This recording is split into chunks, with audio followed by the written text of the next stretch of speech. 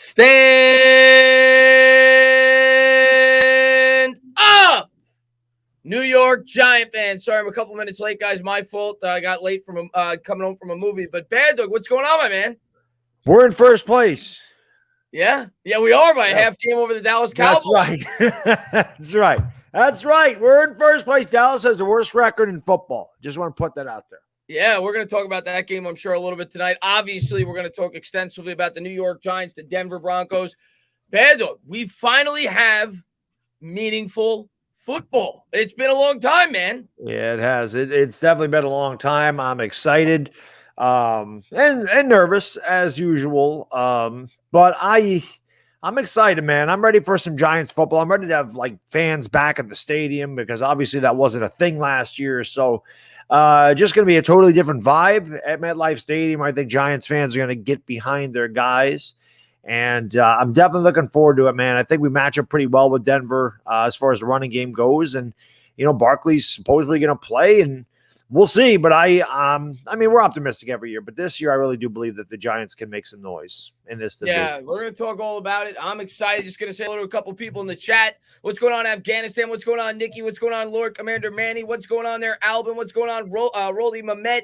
Afghanistan. Thank you to everybody for being here. Alien Foe, thank you so much for being here. Shamar, thank you so much for being here. Baddog. So what you were saying, my thought process going into this year is I'm excited, obviously, because there's some expectations this year. Yep. But at the same time, in the back of your head, because there's all these expectations, it's not like we're playing with house money. Like last year going into the season, you felt like, all right, pandemic, new coach, not a whole lot to lose. We're going into this year. We're hoping to get progressively better throughout the year. This year, I'm excited because there could be something at the end of the rainbow. But at the same time, if it's a disaster, we could be starting a whole new rebuild. So there's a lot on the line this year. And I think that's why everybody's so nervous. Yeah, I mean, it sucks that it's gotten to that point because we've been rebuilding for 5 years. So you don't want to start a rebuild when you never finished a rebuild. But yeah, it's unfortunate. But if they stink it up this year and Daniel Jones is bad, I mean, it's probably going to happen. And we've talked about this since we started the show. You really can't miss on a quarterback, you know, because if you do, you're setting your franchise back years. And so far, it hasn't worked. But I don't think we've had the amount of talent in these key positions, you know, since Gettleman got here. Obviously, Barkley was healthy his rookie season, but you know, to have a guy like Golladay, to have a guy like Kyle Rudolph, you know, to add a guy like Adoree Jackson with an already pretty solid defense. I mean, I think we can do good things, but I think we're going to have to run the ball because you don't want this, you know, offensive line pass blocking on a consistent basis. You don't want to be in third and longs. You don't want to be in obvious passing situations because that's definitely when the offensive line struggles. But when this team's able to run block and able to run the ball, they're a much better team. So hopefully that's what we can do. And I think we can do it Sunday against Denver. We'll see, man. And it's going to be a tough test against Denver. We're going to talk more about that throughout the stream. Simon, thank you very much. I've lost hope in the Mets, but the Yanks stinking. Well, the Mets are doing good today. But Yanks not doing well right now. Yeah, Yanks kind of a half game up, I think, on the Blue Jays. Yep.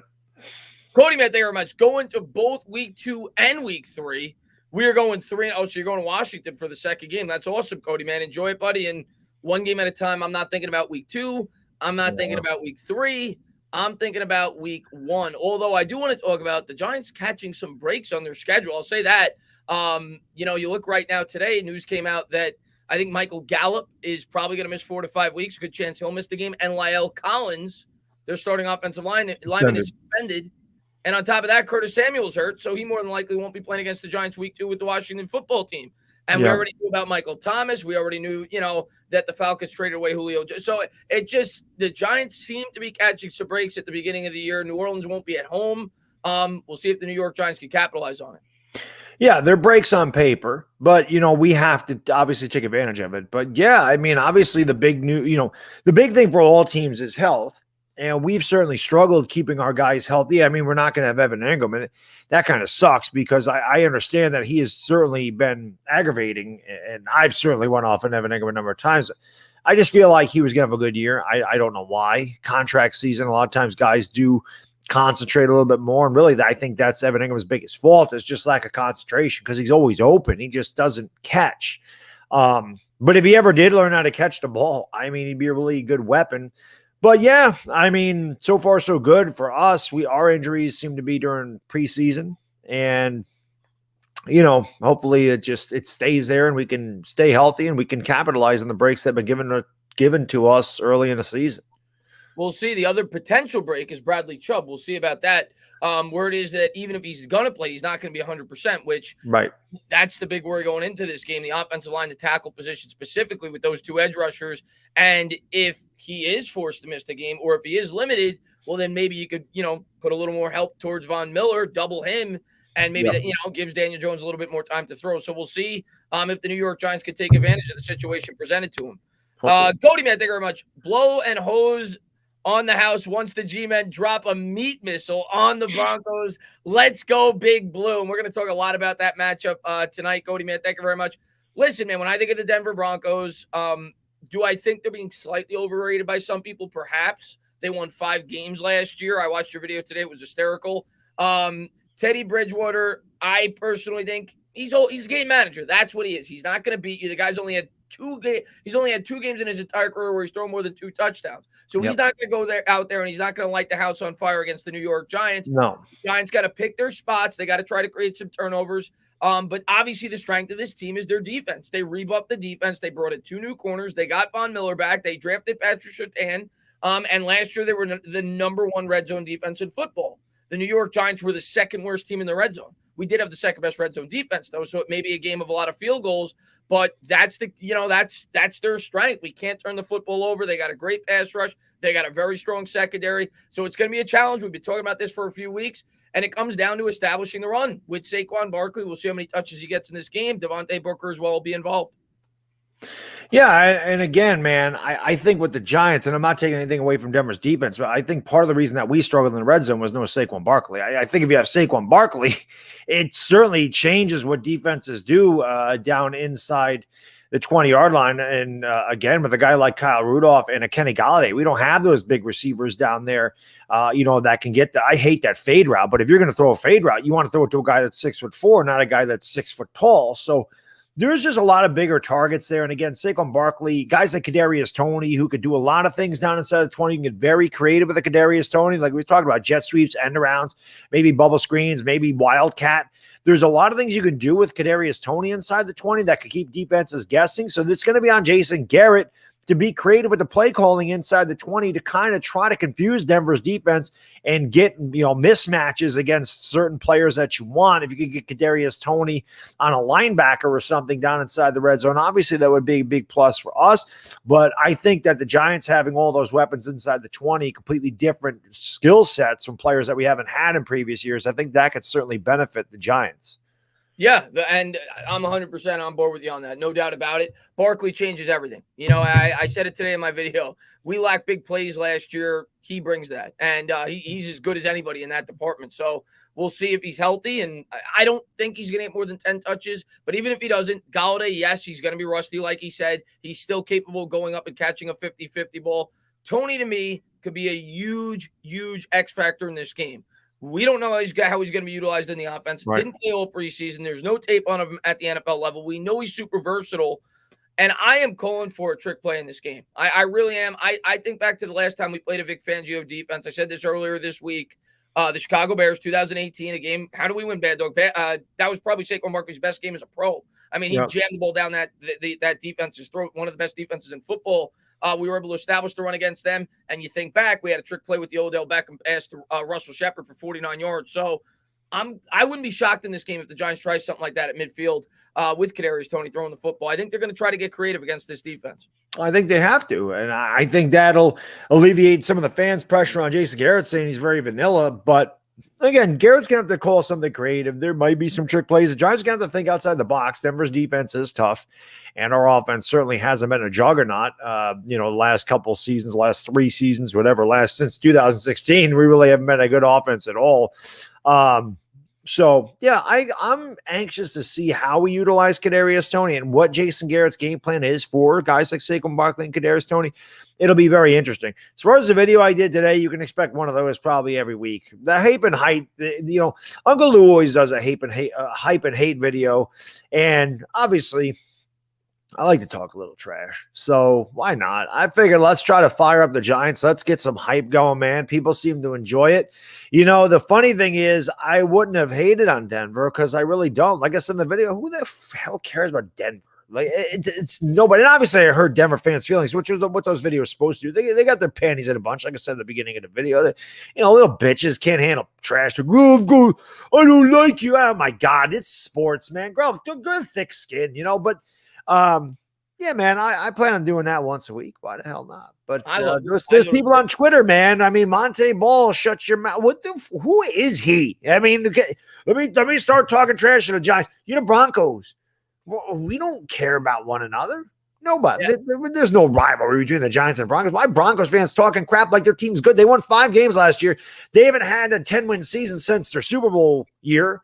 And let's be honest, that had to be the worst performance by a winning Super Bowl quarterback in the history of football. What Peyton Manning did that game. So it is what it is. Teddy Bridgewater's nowhere near him. Teddy Bridgewater's nowhere near Daniel Jones. Okay, I say it all the time, man. I think Bridgewater's the most overrated quarterback in the NFL. You said it in the video. His high touchdown for a year is 15 last year. I don't know. And he threw 11 interceptions too. He is essentially, to me, a poor man's Alex Smith, and you never want to be a poor man's Alex Smith. But right. Alex Smith was good, but he's a poor man's Alex Smith. That's what he is, and he's never going to be anything more than that. He's a game manager. New York Giants he's not going to light us up on fire. I'll say that. He may not turn the ball over. We'll see. War Pig, man, thank you very much. Giants 42, Broncos 10, and the G-men dominate in all 3 phases. Surprise of the week. I wish. I would love a game like that, War Pig. There's going to have to be a lot of turnovers for the New York Giants to put up many. I think we can do it. Well, not 42 maybe, but I think we can get some turnovers in this game. I do too. I think we can. I think specials, by the way, and I've been saying this all week, special teams, pinning them deep in the red zone is going to be huge in this game. You've got to pin them within the 10-yard line. Field position is big. It's going to be a battlefield position. Field position is big. Yeah, no doubt about it. Roldy, what's going on? You hit the nail on the head, Chris. I'm excited to see my Giants, but I'm scared if it doesn't work out because I don't want to start over. Some may seem like I'm negative, but all I'm doing is protecting my heart. Roldy, man, I get it. We're like beating housewives. You don't want to get your hopes up too high. I completely understand it, man. But at the end of the day, I'm going to go in with a clear head this year. I'm not, there's already Giants fans jumping off bridges. I'm sure you watched the game last night, Baddog, and I got Giants fans telling me basically this season's over because of the way that Dallas looked. I mean, come on. Dallas was gifted 10 points where they got the ball on the Tampa Bay 25 twice with a touchdown and a field goal. Chris Godwin fumbled the ball on the 1-yard line. He dropped another one on the 5-yard line. I mean, yeah, Dallas's offense looked good. Dak looked good. We knew that. We know. That's what Dallas is, guys. What happened? I said in my live stream on Tuesday, I said Tampa's going to win that game, but it's going to be a lot closer than people think. I think I said 34-31 Tampa. Dallas is going to play those type of games all season. Their offense is scary. Nobody's doubting Dallas's offense, but you saw how many big plays they gave up. And I know that's Tom Brady, but still, how many guys are wide open down the field? I mean, their defense isn't good. Their secondary is terrible. So they're going to give up a lot of points. They're going to score a lot, though. We know what Dallas is. They're a team that's going to score. They're a team that's going to give up points. So that's what they are. They play. Listen, we had Tampa Bay beat last year. We gave it up. So yeah, we'll be able to put points on them, and they're going to put points on us. They're a good offense. Eddie, man, thank you very much. Great start to the weekend in the live with you. Promoted to K9 and going to the game on Sunday. That's awesome, man. Advice to wear 86 LT or the 86 Harry Carson jersey or Saquon. I mean, I think you either got to go LT or Saquon because you go with a current player or you got to go with the greatest player of all time, Eddie. You always got to go with Lawrence Taylor. Yeah, you're going with LT. You got to. Gotta go with the greatest of all time. That's probably what I'll be wearing when I go to the Giants game this year is LT. You went Seahorn last time. I did wear a Seahorn last time because I figured nobody had Seahorn. That's why. I did wear the Seahorn last time. You can't go wrong with an LT. Alien, man, thank you very much. If Saquon stays healthy, that will lower the pressure on DJ and will allow him to take the game to the next level. Go Giants, the 2021 NFC's champions. I mean, that's basically what I say all the time. I think he's by far the most important player in this offense, Alien. Saquon if Saquon Barkley is Saquon Barkley, like everybody said, and trust me, I'm the offensive line guy. I want this offensive line to be good. Saquon Barkley has never had an offensive line. This guy led the league in scrimmage yards in his rookie year. They got to get Saquon Barkley the ball out in space. They got to get creative with him, and he's going to make the line better just because of the threat that he poses. He's the one guy on this offense that you really have to game plan for if you're the opposition. Last year, we saw the Pittsburgh Steelers come out, the only game that he played from start to finish, and they stacked the box, and that opened up passing opportunities. Saquon didn't do much, but that opened up deep passing opportunities for the Giants in that game where it hit Slayton for 50 yards. Yep.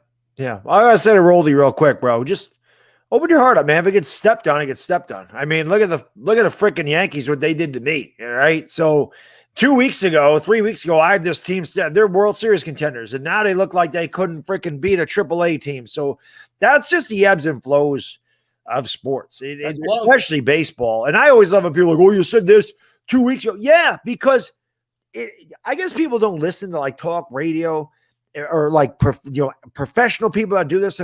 That is sports. It changes from day to day. Your outlook on your team changes day to day. Football, not so much. It's week to week with football. But basketball, hockey, baseball, these games, especially baseball, 162 games a year, the pulse of the team, the pulse of your attitude changes on a daily basis in sports. So people are going to be really high when they really low the next. That's just the way it goes. It's the nature of the beast. So I never understood that. I always thought that was kind of funny. But those people that are like, "Oh, you said," they don't follow the game. And there's a difference between being a fan and being a diehard fan, I guess. So, Roldy, let it happen, baby. If we get hurt again, we get hurt.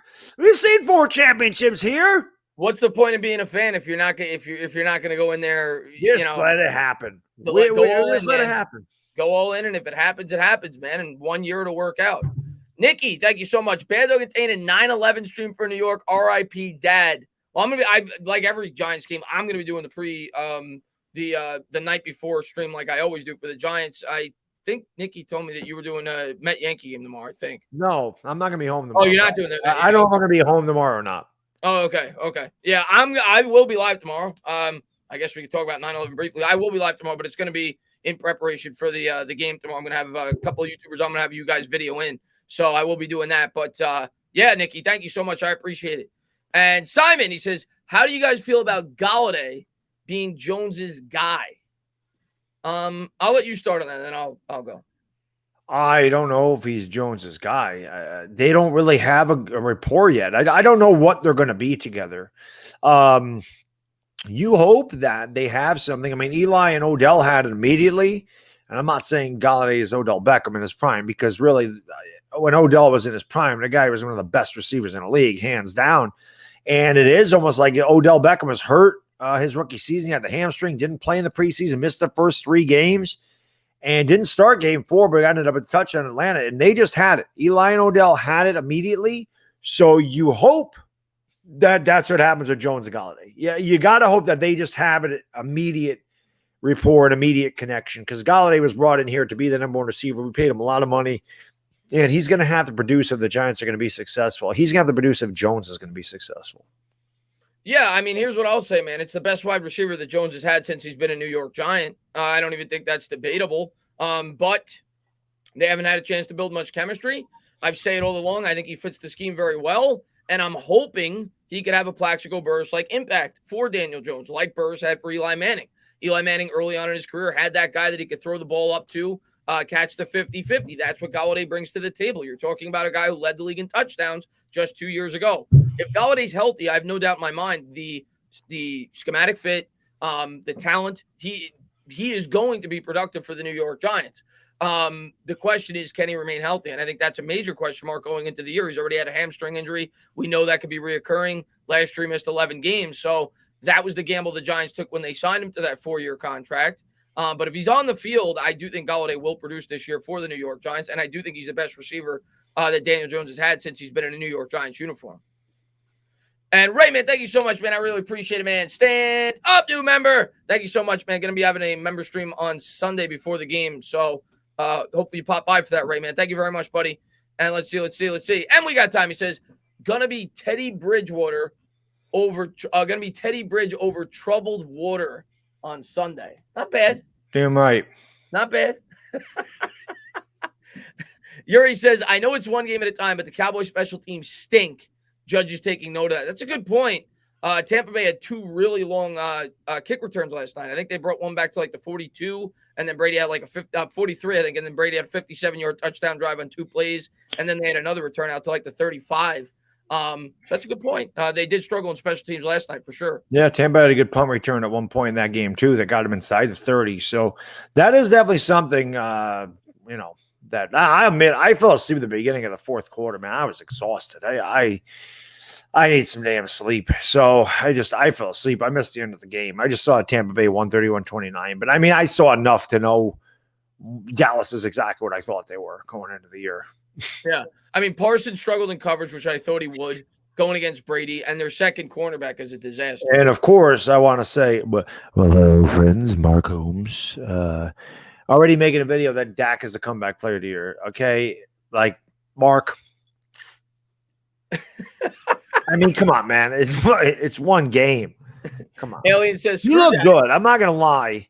Dak's fine. It's an ankle. Good. It's an ankle. It's a bone. Bones heal. Tendons, they're a little touch and go. Dak looked very good. And perfect timing. Alien said, screw Dak. Saquon, comeback player of the year. We'll see. We'll see what he looks like when he's on the field tomorrow, but on Sunday rather. But obviously he's got a chance to. There's a lot of guys that can win comeback player of the year, though. There were so many injuries last year. But hopefully Saquon wins it. JD, what's going on? What 1 p.m. games are you guys watching pre-Giants? I don't know what's on my TV. Go ahead, I don't know what I got. I was going to say, I don't know what game I have. I am hoping that I have the that I have the Washington game. I think that's at 1:00. That's usually what I can check real quick. I'm hoping that's the game I have because that's the game I'm most interested in. Obviously, from within the division, yeah, you could say the Eagles versus the Falcons, but we're not going to get that. I usually get Washington up here, and I'm not too worried about the Eagles, even if they beat the Falcons. I'm much more interested in the Washington Chargers game. So that would be the game I'd have my eyes on. I'm definitely going to get the Jet game against the Panthers, but obviously I have my eyes focused on the division. And that'll be the Washington. If it's the Eagles game, I'll probably honestly watch the Jet game. Because like I said, even if the Eagles win, I'm not worried about them this year. Washington, I'm much more concerned with. Oh, we do get Eagles, Falcons at 1 up here anyway. So that's what I'm watching. It's Eagles, Falcons, and I got Steelers, Bills on CBS. So you don't get the Jets? I'm surprised. No, the Jets, nobody cares about the Jets up here. I always get Buffalo always takes precedence over the Jets. Oh, that's true because you're closer. You're upstate. Buffalo, yeah. Buffalo was they get the call over the Jets because the Jets aren't as good as the Bills. And Duran, thank you very much. Is Strahan in your top 25, 50, or 100 defenders in NFL history? I mean, there's a long history of the NFL. Gotta be top. He's definitely top 100. That's without gotta be. Yeah. I would think at least. I mean, defender. I'd put him top 50. Defender, like maybe lineman, he'd be top 25, but a defender probably top 50. I mean, you got to think of like guys like Deion Sanders are a better defender than Michael Strahan. Deion was amazing. So if you're going total defender, there's so many great linebackers too. Say top 50. In my lifetime, I'll say that. Oh, I could speak for his guys I saw in my lifetime. Defensive ends, his position specifically. The guys that you could argue that were better, Reggie White for sure. There was no argument there. Reggie was way better. Bruce Smith was great for a long time. I'm trying to think of the other. Von Miller's really good. Strahan's up there. In my lifetime. In this, he's got to be one of the top 5 or 6 defensive ends in my lifetime, I would think. So even in mine, I can't. I mean, again, Reggie White, that's a no-brainer. Bruce Smith would be better. I mean, then it's tough. Then it's tough. He's up there. Yeah, he's up there. Dharma, man, thank you very much. Eli used to throw to OBJ when he was younger. Went to the same high school, I believe. Maybe. I didn't. If that's true, I did not know that. I'm not saying you're wrong. I think Eli threw him in a camp or something, but Yeah, I didn't know that. But Deception, man, thank you very much. Golladay or Ayuk in fantasy? I'd go Ayuk, honestly. I don't even know who the 49ers playing. I don't even know. It doesn't matter. The Lions. I would go Ayuk. I mean, Galladay's banged up right now. He hasn't played with Daniel Jones. He's playing a great secondary. Obviously, I'm hoping Golladay catches 73 touchdowns on Sunday. But if you ask me who's got a better matchup, it's Ayuk. He's playing the Lions. So I'd go with Brandon Ayuk. The Entertainment Talking Sports Burner says, sorry I'm late, Chris. Been at work and just got it. Don't ever apologize, man. Thank you so much for being here. Thank you to everybody for being here, man. I really appreciate it. But yeah, I want to get back to the game. I want to get your overall thoughts and what you expect. You know, we started to touch on the game, but I mean, I look at this team, Baddog, and I think they're so similar to us. And I keep saying it, and I know it's boring. The way we're going to win this game is the same way we won every game last year. Yep. And that's boring football and taking the occasional shot, but it's not turning the football over. It's winning the field position. And I'm not saying we're going to play like this all year, but against this specific opponent, knowing the offense is going to come out rusty, like Kenny Golladay said, knowing that Barkley's probably going to be on a pitch count, the Giants are going to have to rely on that defense. They're going to have to run the football as much as they can. Obviously, you want to throw in first down here and there to break up the defense, but I think that's got to be the approach going in. And it's going to be a grinded out game. It's going to be a game that we're going to be tense until the waning moments because there's no way we're going to pull away playing that style. But at the same time, we won't get blown out. But I think that's got to be the offensive game plan. And on defense, I'd like to see the New York Giants get more aggressive than they were last year, particularly before midfield. Once it gets to midfield, maybe you play back a little bit. You play, bend but don't break. But before midfield against Teddy Bridgewater, stuff that run, force them to throw, and send the dogs at him and try to create a couple of turnovers. Yeah, I mean, I agree. The Giants can't make mistakes because, again, Denver's offense, these two teams are very similar, okay? Denver's offense is not good, but their defense is great, and our offense is extremely questionable. Yeah, we got better players position-wise this year, but it's still very questionable with the offensive line and Daniel Jones. I mean, we can't make mistakes. Make Denver earn it. Make Denver go the length of the field against our defense instead of giving them a turnover like inside our 20 or inside our 25 where they have a short field. I think that's big. So I think, like you said, running the ball, being able to protect the ball, it'll also help Daniel Jones. Everything's going to be predicated off the run. Now, again, I've talked about this before when people are like, talking about Saquon, Barkley, whatever, and how people are like, Denver's just going to stuff the box. And I said, that's the thing. If you stuff, everyone's talking about how the Giants receivers couldn't get open. That's because teams could drop back 5, 6, 7 people and get to Daniel Jones at 4 people because they didn't need to worry about the run. If you try to stuff the box to stop Saquon Barkley, you can have a lot of one-on-one matchups. And I'm sorry, Galladay's winning a one-on-one matchup. Shepard's winning a one-on-one matchup. And if you have man-to-man coverage and the guy misses, man, that's a long play. So there's a propensity to have big plays there if you do try to stuff the box. And if Barkley's running rampant, that's going to happen, and that's going to help Daniel Jones. It's all predicated on the run. The game against Pittsburgh last year, Chris, you know this. Daniel Jones had the bad turnover inside the red zone, and the Giants had the turnover inside the 5, and they couldn't get in the red zone or couldn't get in the end zone. We had a chance to beat Pittsburgh. Daniel Jones threw for 279 yards against Pittsburgh when Barkley was healthy because they took Barkley out of the game, which allowed Daniel Jones to have a much bigger game. Saquon Barkley helps Daniel Jones in a lot of ways. That's the biggest way he can help him. So, yeah, Barkley's very important. Yeah, I'm hoping Barkley's a full go. I've seen 73 say this like the last 3 streams, and I just laugh. Because, and he's entitled to his opinion. I'm not going to yell at him. I often get criticized for being too positive about the team. And that's why I laugh about this. And I guess like 73 Ace wants me to come on here and say we're going to win 7,000-0 and that we're going to go 17-0 and just lie to you. Because I said we're going to go 9-8 or 10-7. Most experts have us winning 6 games. You go on YouTube. A lot of YouTubers are much more negative than me. But that's your opinion. And if you want, you know what? Here's what I'm going to tell you, 73 Ace. Daniel Jones is going to go out there on Sunday. I'm telling you right now. This is my honest opinion, 73 Ace. Daniel Jones is going to go out there on Sunday. I think he's going to have a 158.3 QB rating. Perfect QB rating. I think he's going to go 38 for 38 against the best secondary in the NFL. And I think he's going to throw for 9 touchdowns. You could take that to the bank. Is that positive enough for you? Or am I still too negative? But 73 man, thank you so much for popping in the stream, buddy. I appreciate it. I'll be honest. I don't give a shit if people think I'm negative or not, man. I don't care. You're entitled to your opinion. I'm real. I'm realistic about my team. So I don't give a shit if people think that's negative or not. I don't care, man. I'm older, right? I grew up in a different generation. We didn't have thin skin. We were, everything wasn't puppy dogs and rainbows. Everyone didn't get a gold star just for being there. Like, you had to earn your shit when I was growing up. Okay. It was tougher when I was growing up. So yeah, everybody nowadays just thinks instant gratification. I don't need to work for anything. Everything's going to be handed to me. I get it. But whatever. Yeah, I am negative at times. Give me a reason to be positive. Give me a reason to be positive about a team that's won 20 games in the last 4 years. Give me a reason to be positive. Tell me what's positive. I've gone into this season saying they're going 10-7. Am I supposed to be like an Eagles fan and just be completely out of the, out of the stratosphere, high as a kite, going, we're going to win 14 games? Give me a break. Give me a break. At the same time, you can't lie, and you got to tell people how you feel. Like, I think last year I said I think you said 6 wins also. Yeah, I did. They won 6 games. They won 6 games. This year, we both think 9 wins around there, and I hope they exceed that. I hope that 73 Ace is right, and they win 18 regular season games, even though they're only playing 17.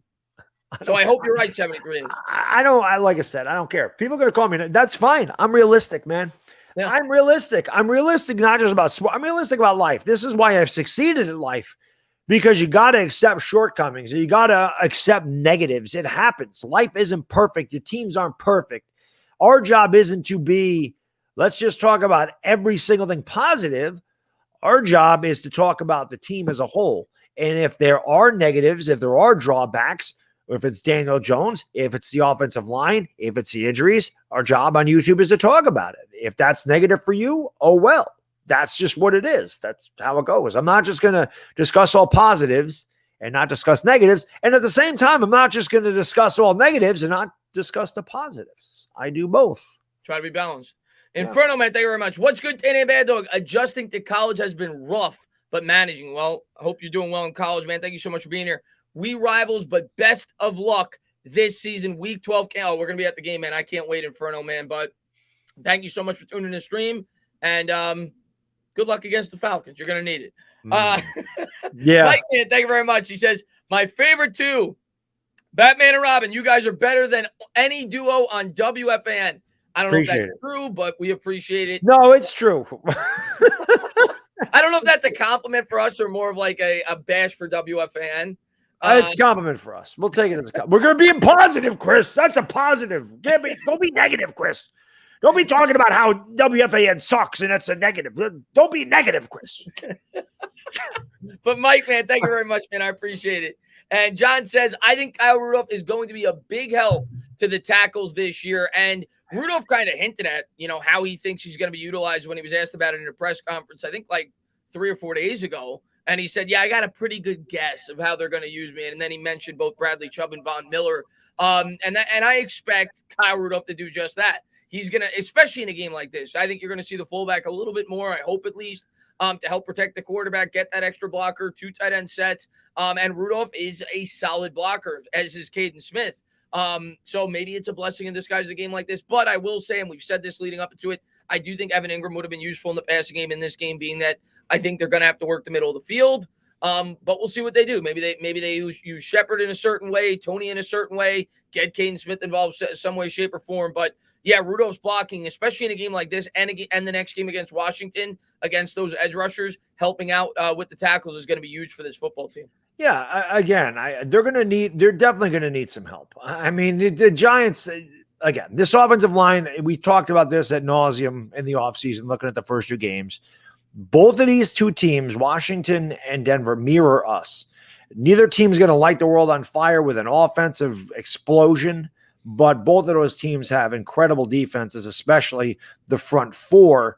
And guys like Von Miller, Chase Young, they're definitely going to be a headache. So if we're going to need max protection, whatever it's going to take to keep Daniel Jones upright, if we have to use these guys in a blocking game, we're going to see it. But again, we're going to see what Jason Garrett can do. Jason Garrett's got his weapons. He's got Barkley. Garrett didn't have Barkley for 14 and a half games last year. He's got Barkley. He's got a Golladay. He's got a Rudolph. He's got a Kadarius Toney. Let's see what he does. I'm more than anything, I know what we have with the defense, Chris. I know what our defense is. It's good.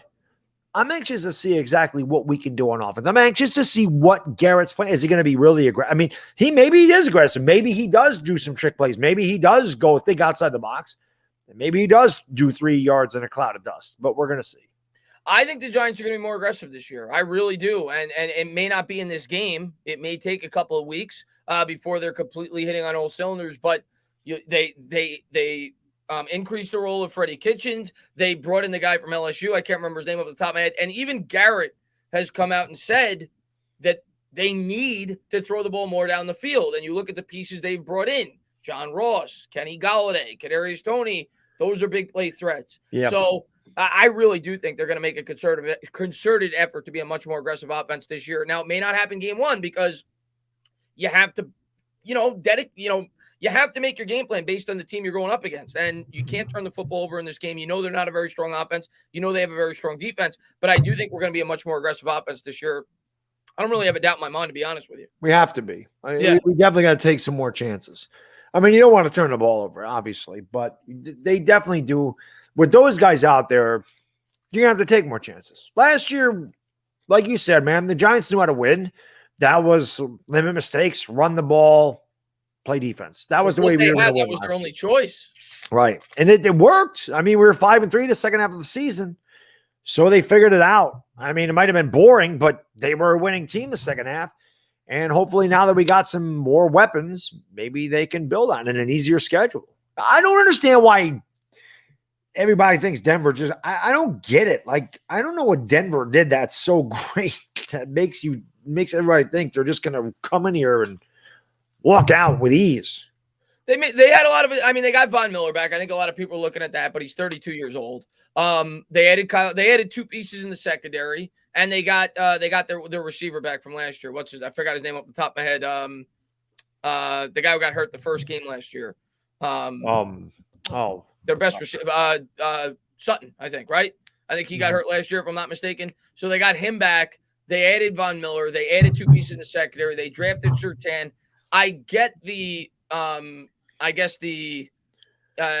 optimism, right? But I mean, come on, man. But you know what? At the end of the day, do I think they're being a little bit overrated? Yeah, I do. And I think that this is a coin flip game at worst. I personally think it's a game we should win because we're at home, but I think it's two evenly matched teams. I really don't think they're that much better than we are. That's my honest opinion of the Denver Broncos. Yeah, that's what I mean. I don't know why. I mean, they may win, but I don't know why everyone's like, oh, it's going to be easy. Like they're going to come in and blow us out. Like I don't. Whatever. I don't think we're blowing Denver out. I'm not sitting there going, we're going to win the game 27-3. We talked about 22-19, 20-17, 17-14, 19-16, something like that.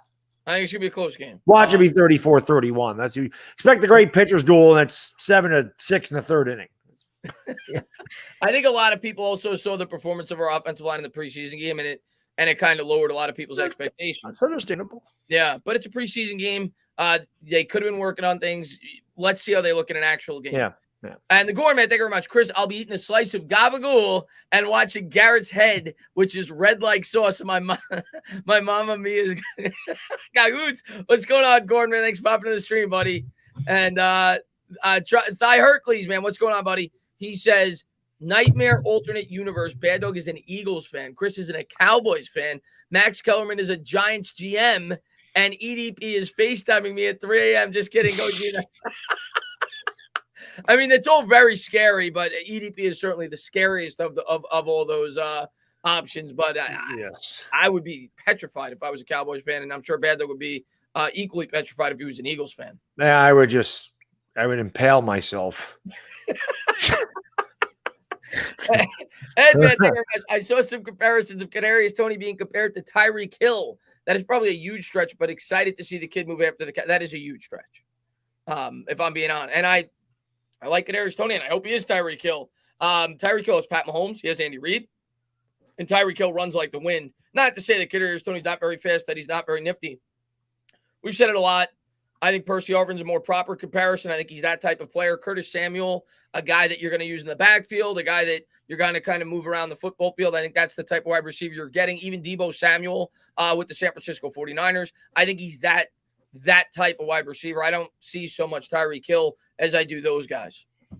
Yeah, I agree. Tyreek Hill's got a different skill set. And yeah, well, it's, Kadarius Toney and Percy Harvin both went to Florida. But I think Percy Harvin is more talented than Kadarius. I mean, just from watching Percy Harvin, if Kadarius Toney is anywhere as close to as talented as Percy Harvin, I'll be absolutely thrilled. Percy Harvin obviously had a lot of injury problems. He had a lot of migraine issues.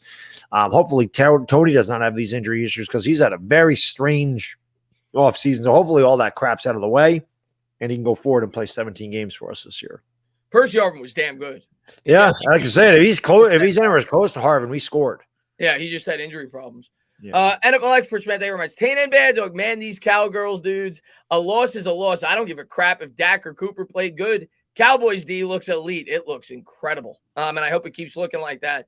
Listen, man, you're absolutely right. This isn't college football, Baddog. You don't get to move up in the rankings if you have an impressive loss. That's not the way it works. The Cowboys lost, period, end of story. And you can look at it from a positive or a negative standpoint if you're a Cowboys fan. Like if you were a Giant fan, I think maybe you look at it the same way. You could say, yeah, wow, we went into Tampa, first game of the year, defending Super Bowl champions, and we played them all the way down to the wire. We had a lead with 1 minute and 24 seconds. And you could say, that's great. We got something to build off of. Or from a negative standpoint, you could say, wow, Tampa gave us every opportunity possible to win this football game. They turned the football over 4 times. They committed over 120 yards in penalties.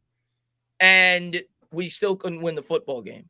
So I think they still put up 31 points on our ass with all of that going on. Yeah, exactly. So you can look at it, and Giants fans are going to do the same thing. Some Giants fans are going to look at it from the positive standpoint. They're going to say Dallas got every break in the book. Listen, if the Giants, Baddog, got the ball on the Bucs 25-yard line twice on 2 turnovers induced by the Bucs themselves, Cowboys had nothing to do with it.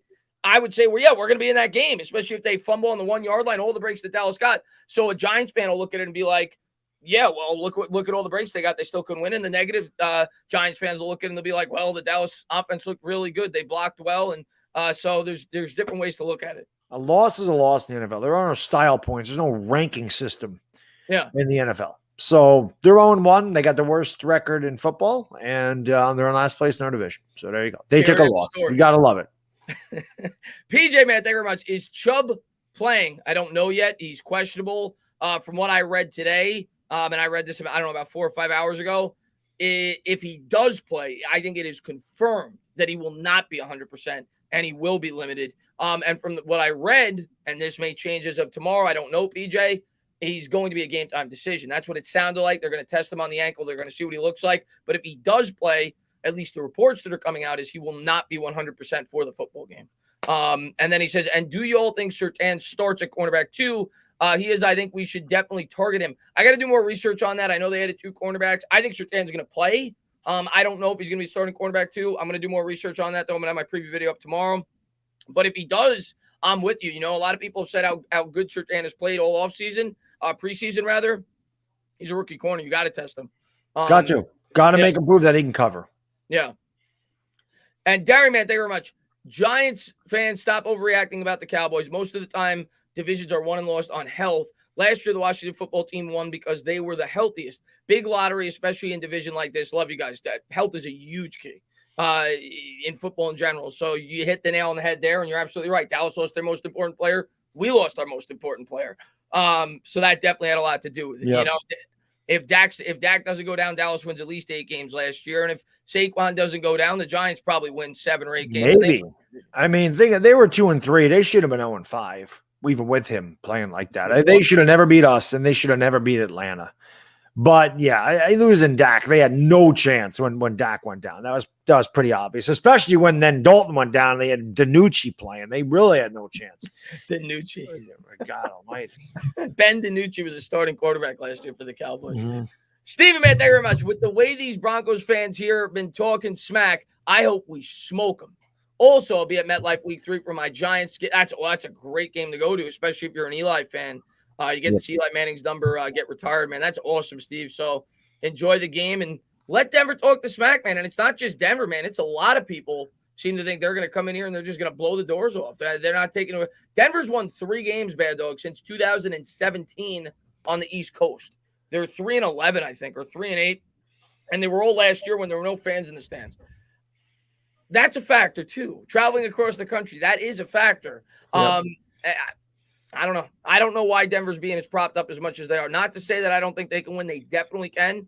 But do I think they're going to blow us out? No, I definitely don't think that they're going to blow us out. I think Judge will come with a smart game plan, and we're going to play this team all the way down to the wire. I think just just the media in general is just down on the Giants. I think they just love to just shit on the Giants. I do. I think they love it. I think they don't like Joe Judge, and I think that they don't like Daniel Jones, and I think that they just want to crap on him every chance that they get. So I think it's more the hate for the Giants than it is the the whatever for Denver. I don't think anybody thinks Denver is very good, but I think that the media in general just hates on the Giants and just says, yep, they suck.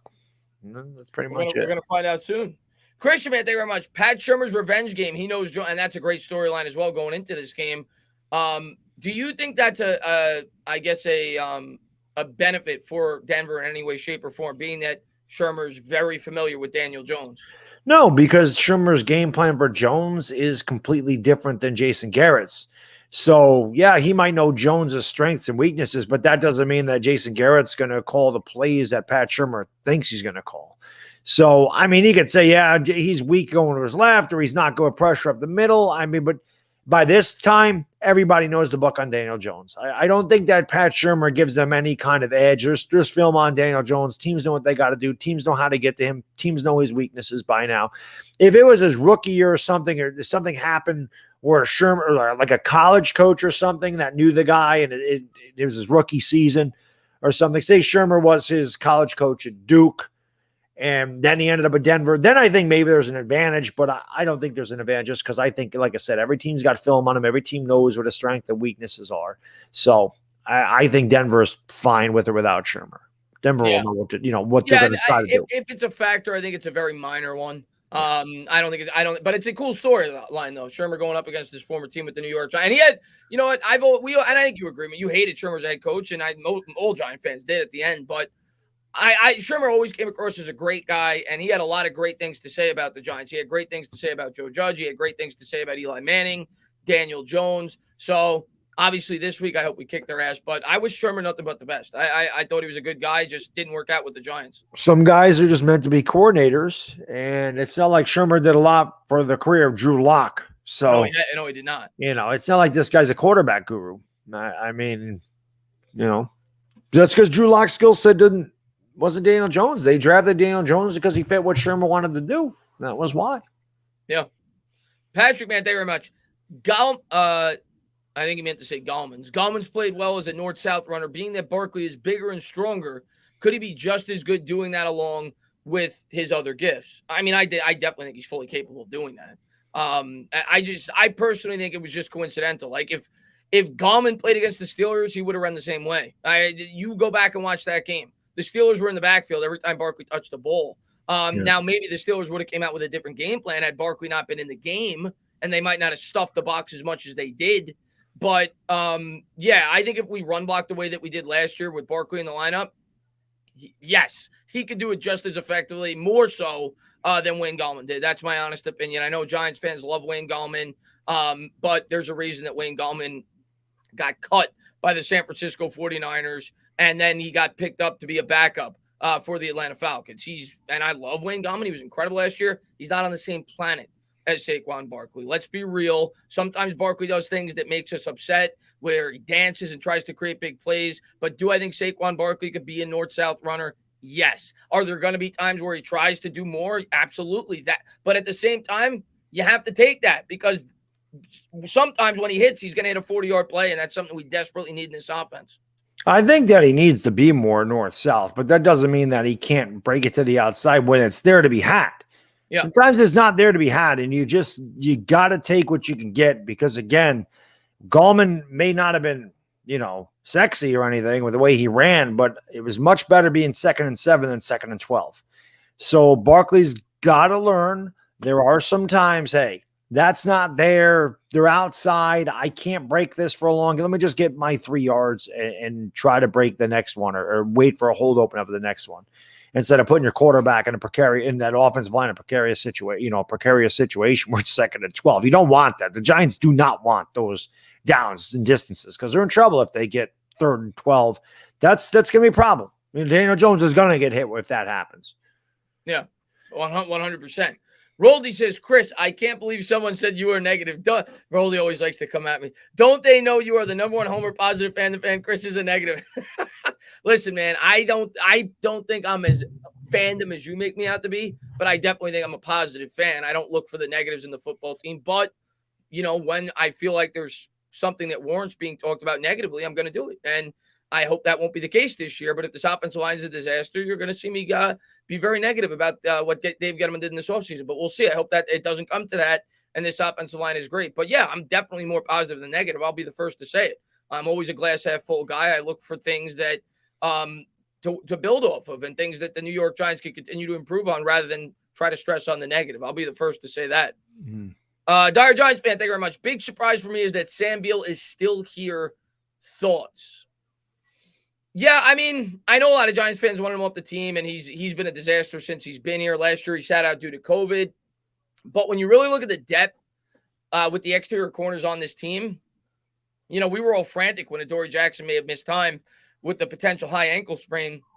What do we really have? I mean, we got Rodarius Williams, who's a 6th-round pick. You got Julian Love, who they obviously don't feel strong enough to commit to in terms of being a full-time outside corner.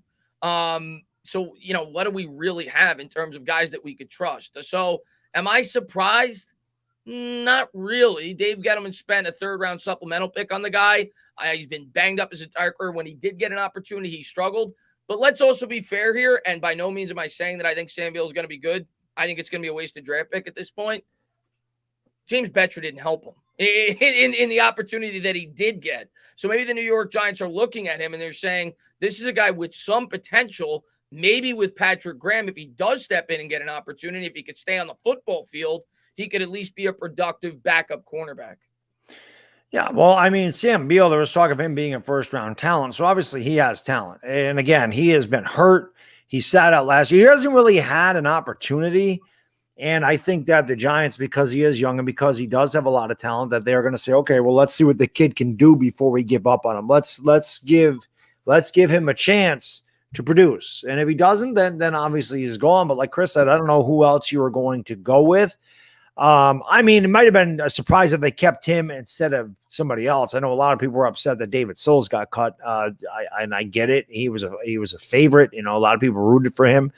So maybe you could have looked there and said, why didn't they keep another receiver? But again, man, I don't know if it's a surprise when you get down to like the last few guys that make the roster. I don't know how many surprises there are, but it was interesting because a lot of people forgot about Sam Beal. So we'll see. Hopefully, he's good. Hopefully he helps us out. Yeah, and maybe he becomes a hero for this football team. I also want to talk about Nate Solder in this stream. I think that's a good storyline as well. We definitely got to touch on that. We're going to get to that in a minute. Brandon, man, thank you very much. Can't believe you're disrespecting Cowboys legend Ben the Mooch DiNucci. What's going on, Brandon, man? Thanks for popping to the stream, man. Yeah, man, he's going to be flipping pizzas real soon. He got cut by the Dallas Cowboys, rather. And Paul says, let's go game week. What's going on, Paul? Man, thanks for popping to the stream. 2 days until the start of the regular season for the New York Giants. Can't wait, man. And thank you so much for being a great supporter of the channel. And I like I said, I do want to get into Nate Solder. I think that's a really interesting storyline. Benjamin says, for someone to say Chris is negative is like saying Sports Pervert is an expert. What expert roots for a team that goes 0-16? And the fact that they made a movie about the Browns going to the Super Bowl is shaking my head. What's up, Benjamin, man? Thanks for popping in, buddy. Listen, man, I see that guy say that every time when we go live, and I'm like, I'm going to call this guy out finally because I know I'm not. There's many people that are much more negative than I am. And Packrat says the game on your channel this week, it's going to be on mine. Next week, it's going to be on Bad Dogs. By the way, Bad Dogs link is in the description below. What's going on, Philly Talk Podcast? Man, thanks for popping in. Bad Dogs link is in the description below. We're going to be over there next week doing this show and doing the live stream on his channel. We alternate channels every week. So going over there, check him out. I'm sure some of my mods could drop that as well. But yeah, I wanted to jump into the news that came out, I don't know, about 3 or 4 days ago. And it's not official yet. It was on the unofficial depth chart. But going into the offseason, we were pretty much in sync as Giants fans, thinking that it was going to be Matt Parrott on the right side. It was going to be, especially when you heard Dave Gettleman say in the press conferences back in like May that, yeah, when they asked him, why didn't you draft an offensive lineman? He said, we're going to give the young guys a chance. So when you hear that, when Nate Solder comes back on a bargain deal and he comes out and says he doesn't care if he's a backup, he hasn't played right tackle since his rookie year, hasn't played football in over a year, I think we all thought that Matt Peart was going to be the starter to open the year. But I want to get your overall take on that, and we'll talk more about it on the New York Giants. If this is official, it was the unofficial depth chart, but if they do in fact go with Nate Solder to start the year, what's your take on that? And also, it was hinted, at least, it's speculation. It's not coming from Joe Judge, that they may still alternate offensive linemen in and out. What's your thoughts on that as well?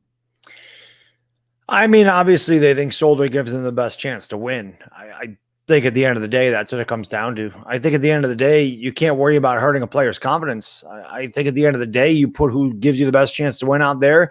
And as Bill Parcells once said, I'm not worried about the player's ego. And you can't worry about the player's ego. Player gets benched, he has to work harder to get back out there. If nothing else, it should drive him to do better.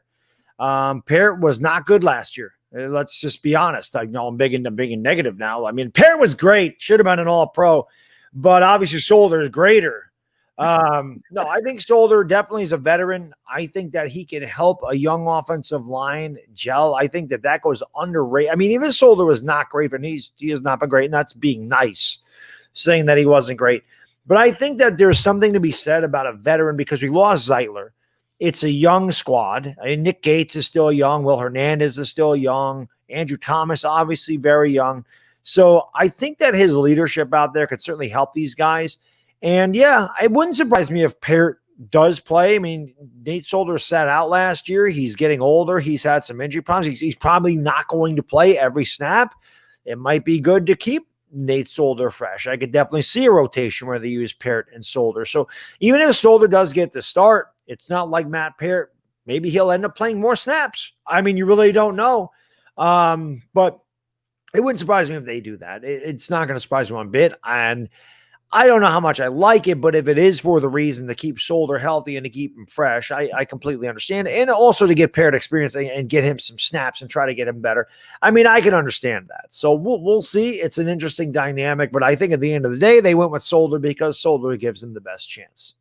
Yeah, to me, and I agree with that. I mean, I think that's obvious going into the year that they're starting so because they have every excuse in the book to start Peart, right? They talked about how they want the young guys to develop. And to me, that means, this is just a guess, but I think it's accurate, that Solder had to really outplay him. It wasn't close. Like, he had to really outplay him to get that starting nod because I think they really want to give it to Matt Peart. Obviously, they believe in this guy. They didn't draft an offensive lineman this year. They want these young guys to progress into their roles.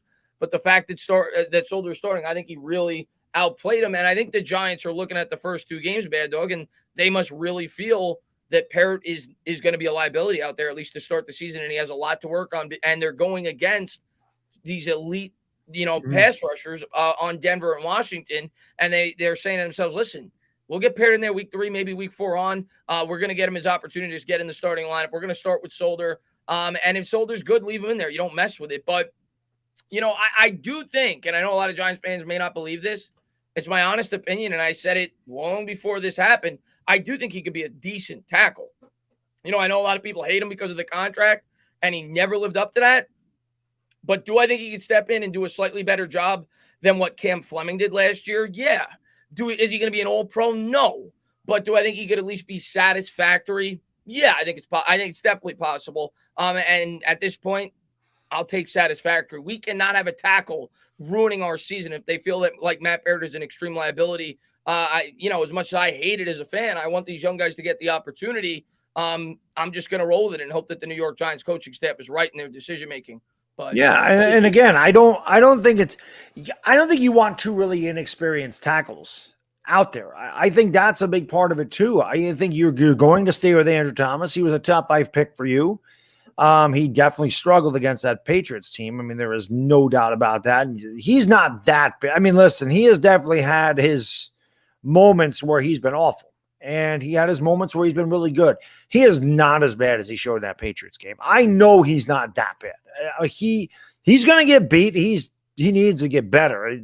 No doubt about that. He is not as bad as he showed in that Patriots game. I don't know what the hell was going on there, but I don't expect those kind of performances from him going forward. But I don't maybe Joe Judge, they feel, listen, man, we can't get a quarterback killed. So we're going to have one experienced tackle and one young tackle, and we're going to take our chances with Andrew Thomas because he was the number 4 overall pick. I think if Pear was the number 4 overall pick and Thomas was at back into the 3rd round, I think that Thomas would be the one to sit. But I think that could be part of the reason they did it, just so they do have not 2 inexperienced tackles, and they have one experienced tackle over on the right side. Yeah, I did. And I'm not even saying this is a reasonable excuse. An article did come out today about Andrew Thomas. I forgot who wrote it. I think it was Rosenblatt, if I'm not mistaken. Andrew Thomas was like really sick the day of the Patriots game. Like he was on like an IV, whatever. I don't know. We'll see come regular season. Why would they play him if he was like that? I agree. Apparently, Andrew Thomas said that he needed to get the reps, but I don't know. But my line of thinking, Bad Dog, is I guess what I'm hoping for, and I think this is more logical, and we'll see come regular season, was that he's got a new offensive line coach. He's probably got, he's asking him to do a lot different things that he's trying to get used to in terms of technique, and he was thinking about it and working on it from within the game. And I think that's why, or at least I'm hoping why, he looked as bad as he did. I don't expect Andrew Thomas to come out and look that bad to start the regular season. It looked like he was just thinking and not reacting, like he was slow. And maybe he was trying to work on certain technique, and maybe he was trying to make sure the guy didn't get the inside and he was getting beat off the outside. He's just got to be quicker, man. He can't think as much as he did in that preseason game. Yeah, I mean, maybe he was sick. I mean, I'm not saying that he wasn't. I just, if he is that sick, I don't know why the coaches played him. But then again, I mean, if you're playing the regular season, you're probably not going to sit out because you have a cold. But if he was, I mean, if you're sick, I mean, everybody's been sick. I mean, if you're really sick and you need IVs and you're dehydrated and you're running a fever, I mean, you're lethargic. I mean, you're tired. Your body's trying to fight that off. So obviously, if you're trying to play an NFL game at that speed when you're not 100%, it definitely could have affected him. I'm not saying that it didn't. I just don't know why the coaching staff would have played him, but maybe they wanted to test him. I don't know. But like I said, he's not that bad. I don't expect Andrew Thomas to be that bad. It was definitely it was concerning to see that performance, but I don't think he's that bad. Yeah. He needs a lot of work. Don't get me wrong. I'm not sitting here saying Andrew Thomas is an all-pro, but he's not what we saw against the Patriots. He's better than that. I'm with you. Chef, man, thank you very much. Bottom line is we are going to win by 73 points. I like Once Caden Smith and Saquon Barkley fuse into Caden Barkley. 17 touchdowns, easy clap, good game on to week 2. From your lips to God's ears. I just want to win, man. I want to win the first game of the year for once. I almost don't want to score that many points because I don't want to waste points. I'm going to be like, well, we'll save some points for week 2. I just want to win like you. I don't care how we win. Just win. Just win. And there's 5 good things that could happen this week. So far, we got 1. We need a Washington loss. We need a Bears loss. We need an Eagles loss. And we need a Giants win. We get all that. It'll be a perfect opening week for the New York Giants. Yeah. And it'll take a lot of pressure off of us. I mean, to keep an eye on those Bears. Hope they lose. And we'll get a good look because they play Sunday night against the Rams. Yeah. So the Rams should beat the Rams. Where's L.A. Lou? L.A. Lou, come on. Benjamin, let's go Rams. Let's go Rams is right, baby. Let's see. Let's take a couple of questions from the chat that will feed off that. John says, could someone explain to me how Zimenez is starting over Aziz on the depth chart? Probably the same reason why Nate Solder's starting over Matt Parrott, if I had to guess. But we'll see. It's an unofficial depth chart. But if he is, the logical reasoning would be that the Giants feel like O'Shane Zimenez, at least at this point in time, gives them the better opportunity to win, that he's more advanced. And that's understandable. I mean, as much as we want to see Azeez Ojulari out there as much as possible, and we have high hopes for the rookie, he was a second-round pick. He's not a finished product. I'm sure he's going to get an opportunity to play. By no means do I think, if this is accurate, that O'Shane Zimenez is going to get, last year he was struggling to get more than 40% of the snaps. I think it's going to be a rotation at the edge rusher outside of Carter. I think he's going to get a lot of time. But Azeez Ojulari is going to get on the football field. But don't expect him to, get 100% of the snaps. I think there'll be a bit of a rotation. Yeah, agreed. And just because Zimenez is starting, if he does start, that doesn't mean that Azeez will not get more snaps than Zimenez. But Chris said there's a rotation. I'm sure they have packages for Azeez Ojulari, maybe just the first couple of weeks until he gets acclimated to NFL offenses and acclimated to Patrick Graham's scheme. Maybe they just bring him in pass rushing situations. But like Chris said, he's going to see the field. He's not going to be benched, but he's probably just not going to start. But I'm sure he's going to get plenty of snaps. And yeah, as me being a defensive guy, I'm very anxious to see what Ojulari brings. We have definitely struggled with Georgia Bulldogs. There's no doubt. DeAndre Baker, disaster, right? Lorenzo Carter, underachieved. Andrew Thomas, we don't know yet, but he hasn't been great. Let's just put it that way. He's drawn a lot of criticism for Louis Riddick and the media and a lot of fans. So hopefully, Rodney Hampton was good for us, but hopefully Aziz is, the bulldog that ends up being really good for us. And he's definitely got a lot of talent. He's raw, but he's very athletic, and he's got a motor that doesn't stop. So I'm anxious to see what Ojulari does as a defensive guy. Yeah. I'm with you. I'm super excited for Ojulari, and I'm super excited for Andrew Thomas. I'm hoping all the Georgia Bulldogs figure it out this year. And the same for Lorenzo Carter. If he can stay healthy, I think Lorenzo Carter could have a great year. The question is, can he stay healthy? Yeah, that's obviously the big question. The best ability is availability. So yeah. And I see him write this like 10 times, so I'm going to say it. Happy birthday, Patel. Thank you so much for being here. 50 minutes to your, 51, now 50 minutes to your birthday. Yes. So happy birthday, my man. Thank you for popping in the stream, buddy. Happy birthday. Riddick wanted us to take, we're talking about Riddick. Yeah, he did. Yeah.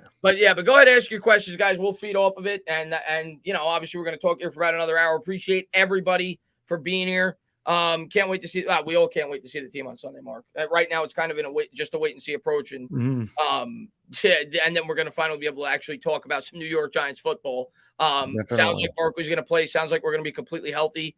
But we'll see. Yeah, I'm anxious.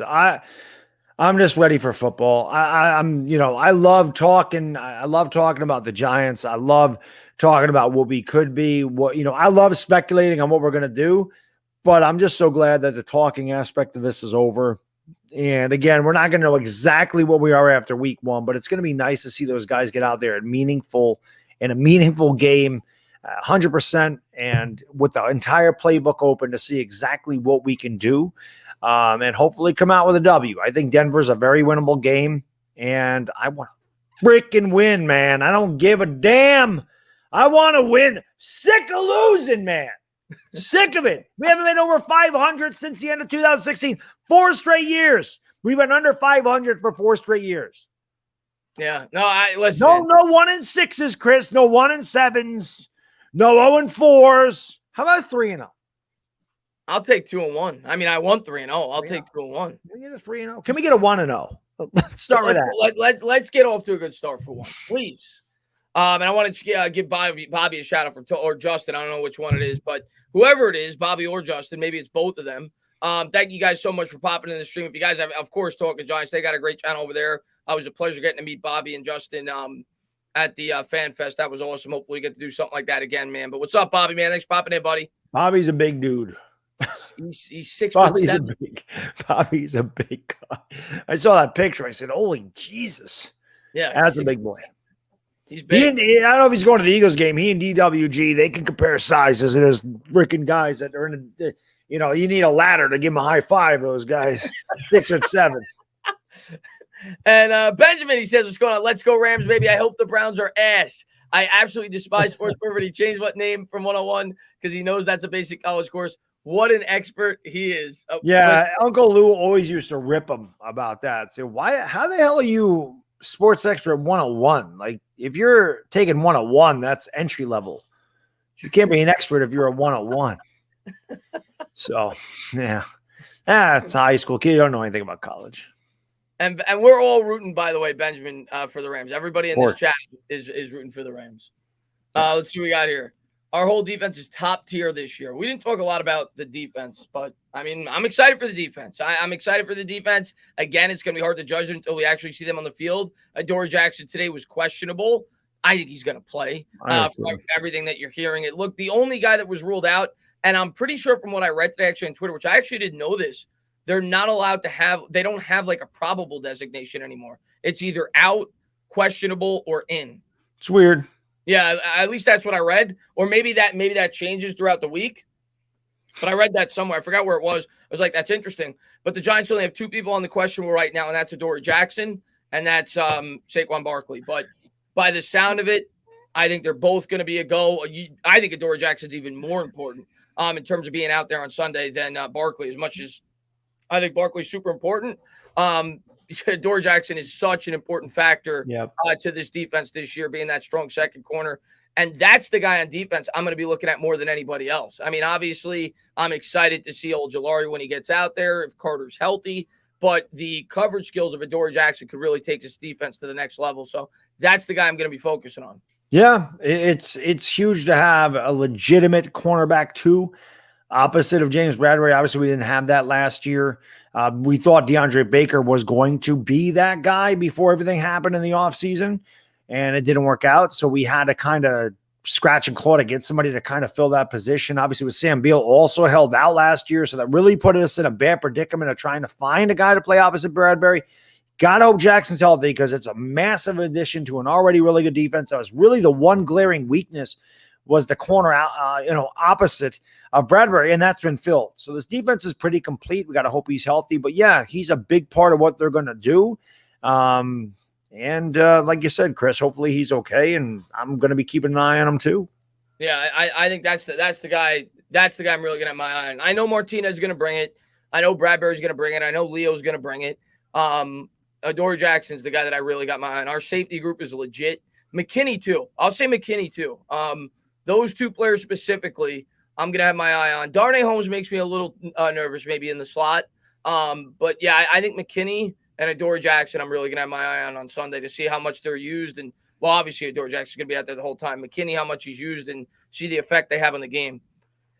AV, man, thank you very much. Don't forget, we want the Bears to lose every game. Oh, yeah, we just said it earlier. Listen, Absolutely. A Bears loss is almost like a Giants win this year. We get that higher draft pick, man. And Raw, man, thank you very much. With Golladay hobbled, Kadarius Toney, and I think he meant Ingram. I think he means Evan Ingram. Oh, you mean Evan Ingram? Okay. All right, Toney and Evan Toney's going to play. What are you expecting out of the Giants passing game? Raw Rebel, man, thank you very much. I appreciate it. Well, Toney's going to play. I think Toney's going to be full capacity. I just don't think he's going to have a huge role. I think they're going to get creative with him and try to get him out in space. The Giants offense this week, the Giants offense the first 2 weeks, and you're not going to want to hear it. I've been saying it now for a month when I got a chance to look at the schedule and see how injured we were throughout preseason and the inability to create chemistry with Daniel Jones. I don't expect a high-flying offense the first 2 weeks. I don't. Not against our defenses either. Yeah. I expect a composed offense. I expect an offense that's going to limit mistakes. And I do think we're going to take some more shots down the field maybe than we did last year, but don't expect them to go out there like last night and throw the ball 50 times like the Dallas Cowboys against the two defenses we're going up against to start the year, especially with the question marks on our offensive line. Our defense, the first 2 weeks specifically, is going to have to win us these football games. That's my honest opinion. After that, I think it opens up. You play Atlanta week 3. New and Orleans. By then, maybe you're getting a little bit of and then Dallas. I mean, those are defenses we should be able to take advantage of. Yeah. So I think by week 3, maybe you start to click on offense and you get to be a little bit more aggressive, but don't expect them to throw the kitchen sink and throw 45, 50 passes. If they do that, they're more than likely going to lose against the Denver Broncos. Just got to be realistic going into this game, man. Yeah, I mean, and I would second that. Like Chris said, we're not Dallas. They got 3 great receivers. They got a good offensive line. Dak Prescott, that's what they do. They already said, listen, if there's one-on-one or whatever, they're always going to throw the ball. They don't care. They have the receivers to do it. We're not Dallas. So yeah, it has to be a control pass game. It's got to be, like Chris said, maybe we're going to take a couple shots, but I think it's going to be, I think in these games, they have to do quick passes. I think it's got to be dropping back at the ball out of his hands against the pass rush. Maybe try to hit some underneath stuff, play ahead of the chains. But at the end of the day, this is going to come down to the Giants controlling the clock, playing field position. Hopefully the defense can make a big play, get a big turnover or something to put the Giants in prime position to score touchdowns, because it's not going to be easy for either team to just go up and down the field. Neither one of these teams is going to be throwing the ball all over the field. I'll be surprised if either Jones or Bridgewater throws more than 35 times this game, unless one of them gets way behind, then they have to. But if it's a close game throughout, I can't see either one of these teams saying, all right, let's have our quarterback throw 45 times into the face of these defenses. So I think the team that runs the ball, and I mean, it's just every time, I can do these videos every week. Oh, the keys to winning the game. The keys are always the same. Run the ball, stop the run, win the turnover battle, you win the game. So the Giants got to do, plain said, win the turnover battle. That to me is the biggest thing. Especially in a game like this, when you're when it's two strong defenses. I mean, there's not a whole lot to it. We're not going to throw the ball 45 times in this game. John says, bold prediction, Kadarius Toney scores a return for touchdown. Love it. That is a very bold prediction. I think Art Stapleton actually tweeted this. Denver special teams is a bit of a weakness of theirs in terms of coverage, at least last year.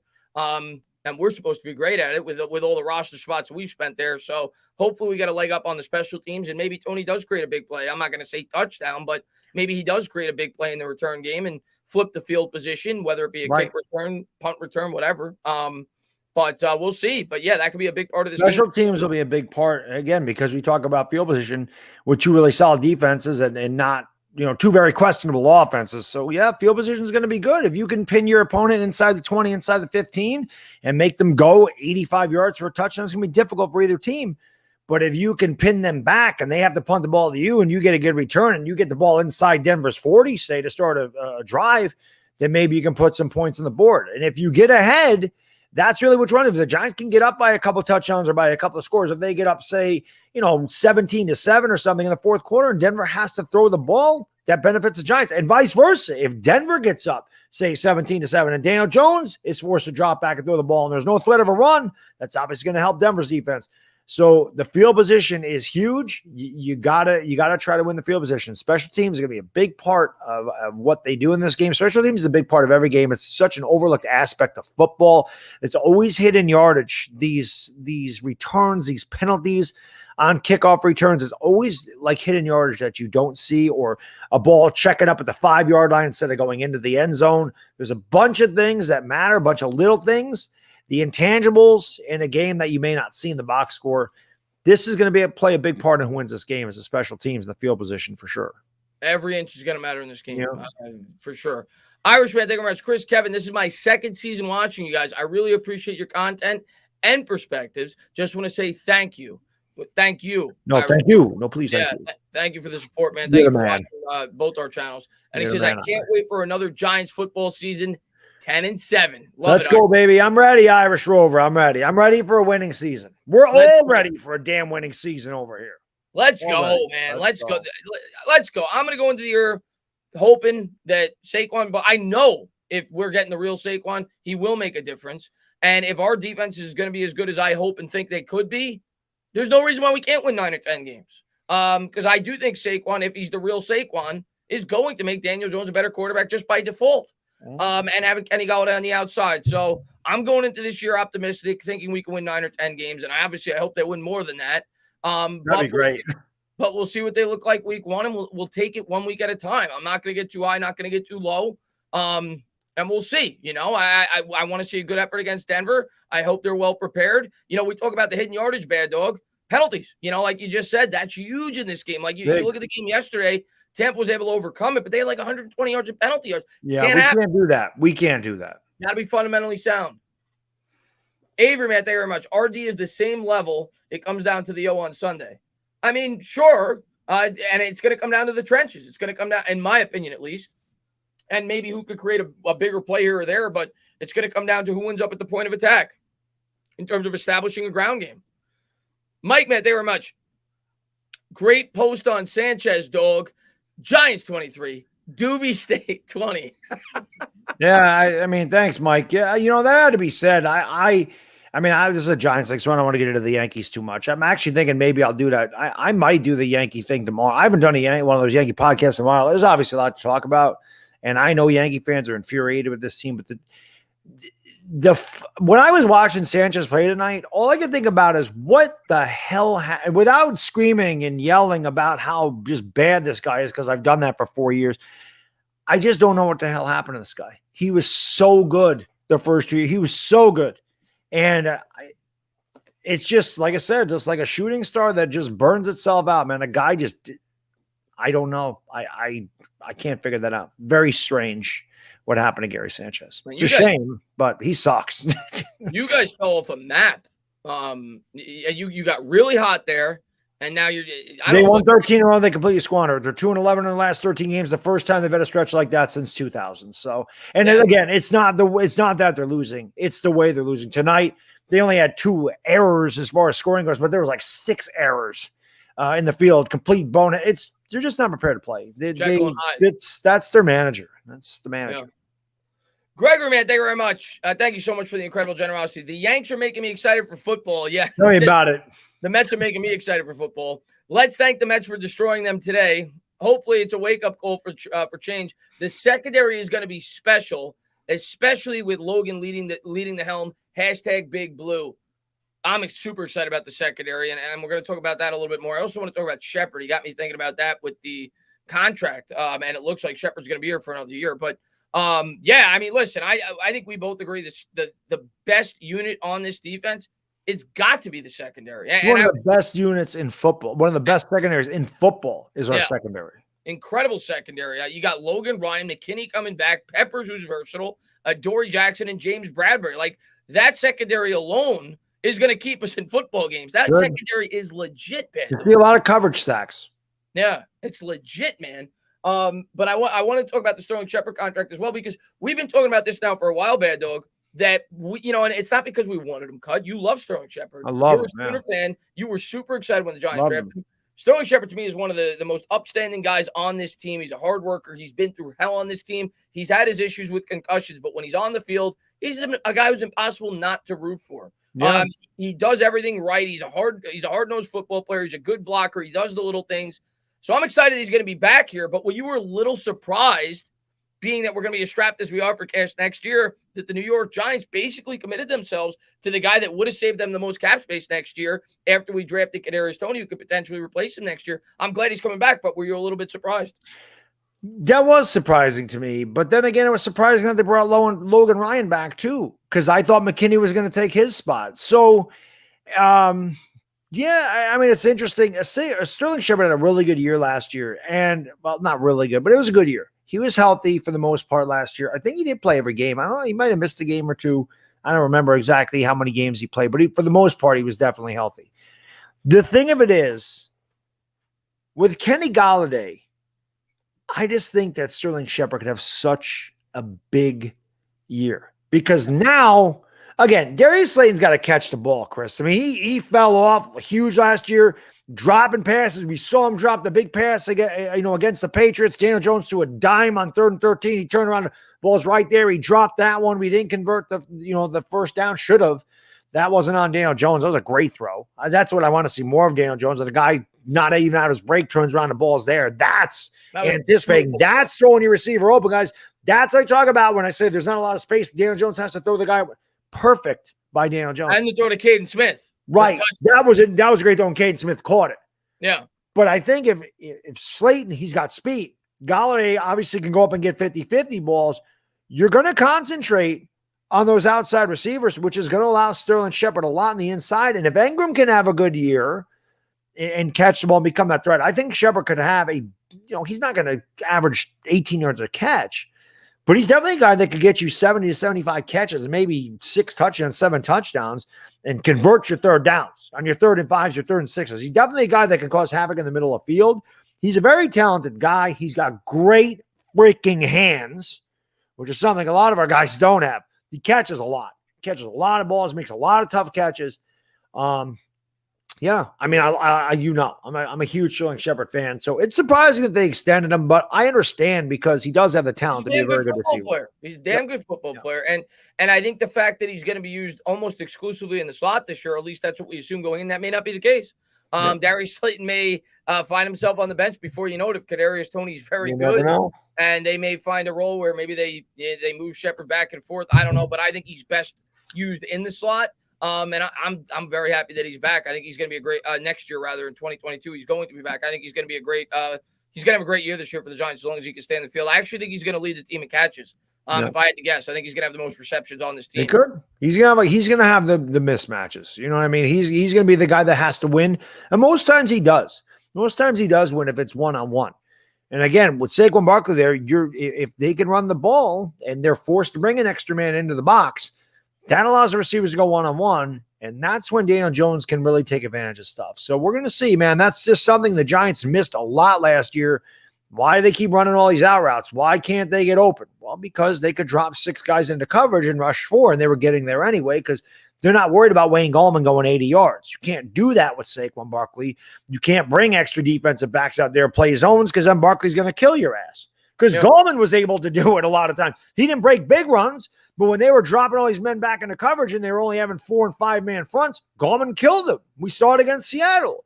So with Colt McCoy at quarterback, for crying out loud. So Barkley's so I can't. Barkley's so important. That's enough how important Saquon Barkley is to this team. I think fans forget, Baddog. I honestly feel that way because last year we were in the streams, we saw it. People were like, "Oh, Wayne Gallman's as good as Barkley." No. I think people forget, and we'll see if he's completely healthy. But forget, and I understand the crowd that didn't want to draft him. 100% get it. I even understand the crowd that doesn't want to extend him because they know how much he's going to make. He's on the team right now, and the impact he's going to make for this football team, I don't think people understand it enough, how good of a football player this guy is. Right. And if he's completely healthy, what he could do for this offense. His talent's amazing, man. He's probably the most talented running back out there. Doesn't mean he's the best, but talent-wise, his speed, his size, his agility, his ability to catch. Now, he doesn't need to learn how to pick up a blitz better. If you watched last night, Zeke did not have a good number. He had 33 yards rushing, I think. But if you watch the way, I'll give Zeke this. I'm not the biggest Ezekiel Elliott fan. His ability to pick up a blitz and block is incredible. He's probably the best running back in football at picking up the blitz and giving Dak extra time because the Patriots. I will call the Patriots. I'll call the Buccaneers the Patriots till Brady retires.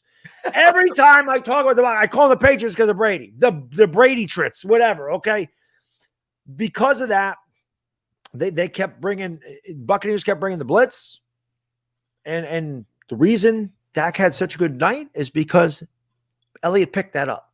Barkley's got to do better at that, but talent-wise, I don't think there's a more talented running back in the league. He's got to stay healthy and he's got to produce. But talent-wise, Barkley's great.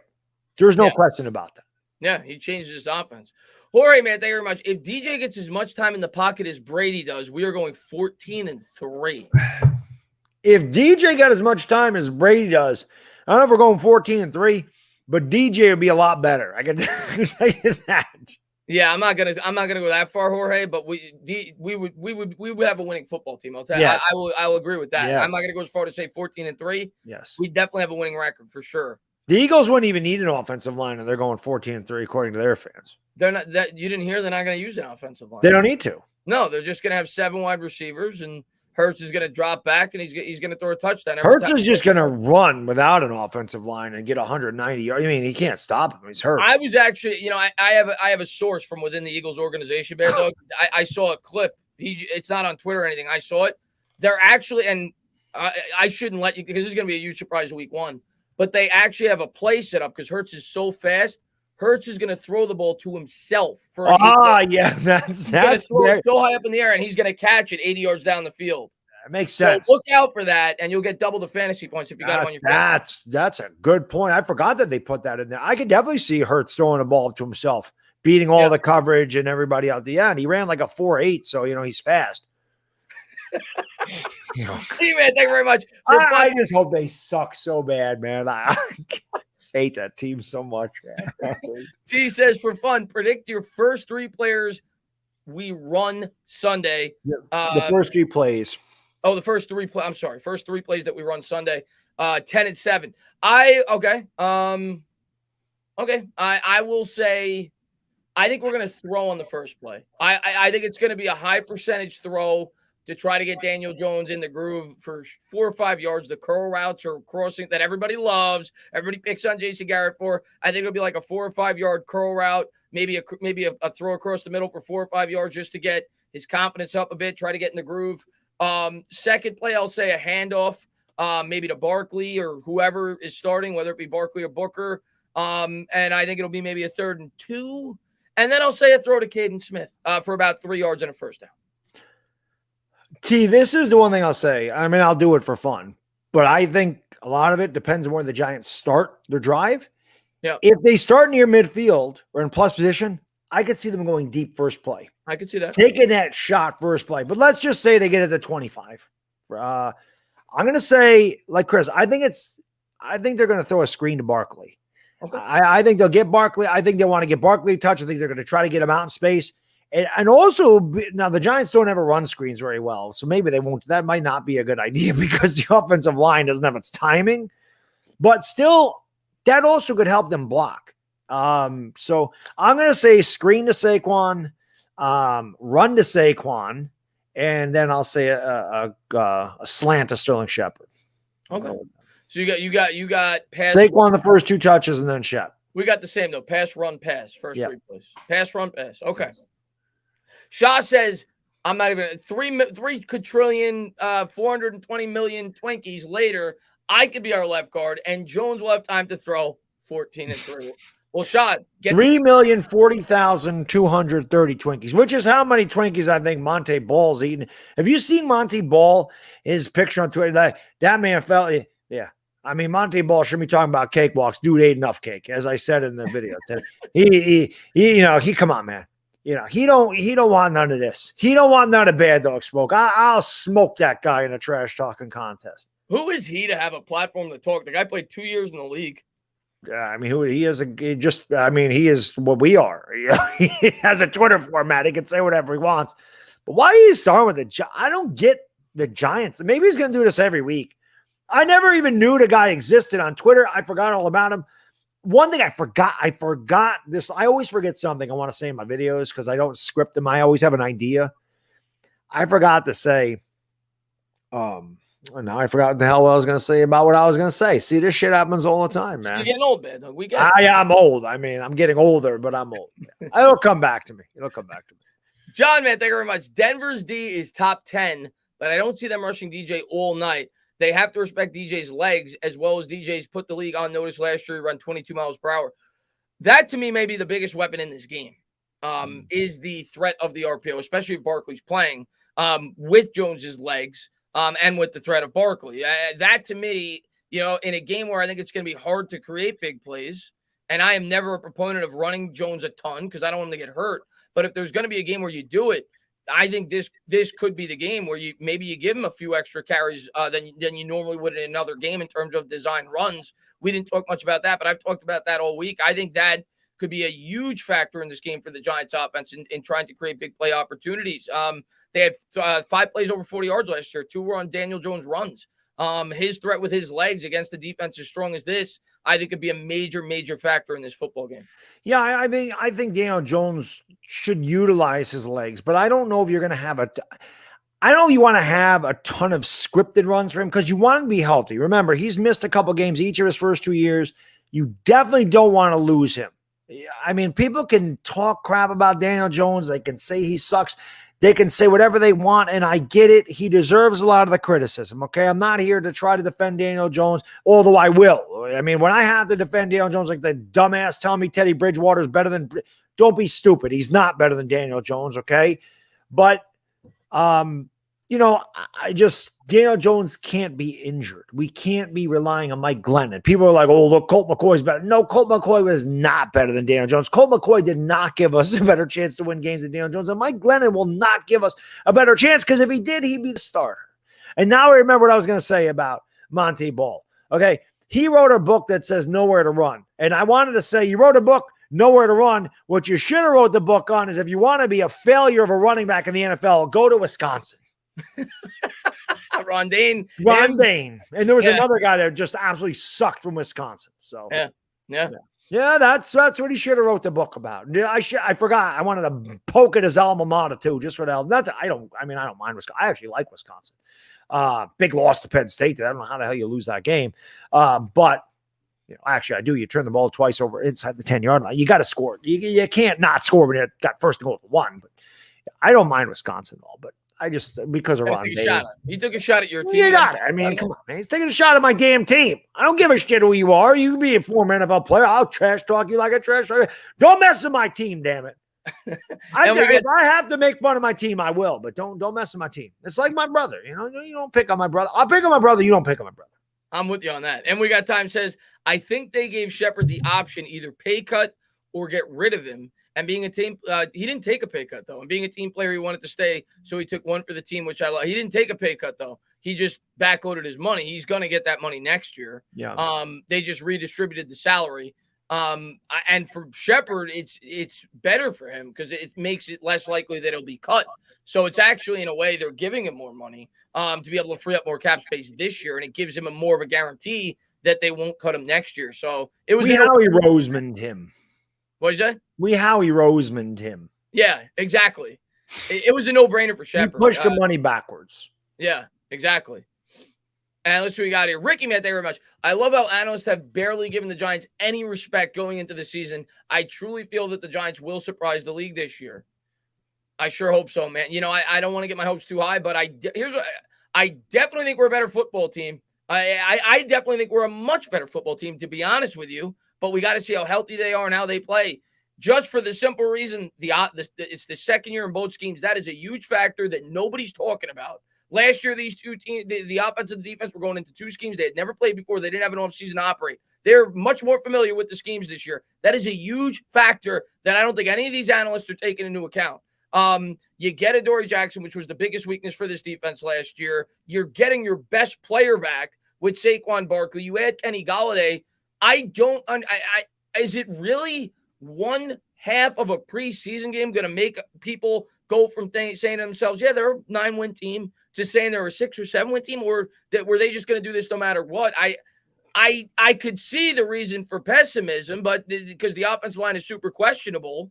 But at the same time, I don't think it's off base to think this team could easily win 9 or 10 games with the improvements that they've made. Yeah, and like you said, I mean, you're gonna, whatever I'm trying to say, you're gonna think this off of one half of preseason football. And remember, no Barkley, no Golladay. You didn't even see the offense. You saw Jones, Slayton, Shepard, and the offensive line. You didn't see half of our offense the entire season or preseason. So I don't know how they can think this. But Ricky, I'll say this. Like I said in the hype and hate video, if the Giants want to shut these people up, they got to win games, right? We can talk about all the additions we made and everything else. But the fact of the matter is we've won 20 games in the last 4 years. Nobody wants to give us a chance. I understand where they're coming from. I get it. We're Giants fans. So we want to be more optimistic. If they're looking at it as although they always shit on the Giants, we know that. But I think a lot of them are looking at what they've done previously and not considering, like Chris said, that this is a second year in a system, that they've added all this stuff, that they didn't have Barkley. They're not putting this all together. The other thing I'll say, Ricky, is this. The Giants are better when they're doubted. Let them doubt. Let them sleep. Let them sleep. But you know what's funny, Ricky? If we start out 3-0 or 4-0, and I'm not saying we will, but say we start out 3-0. They go, oh, they had an easy schedule.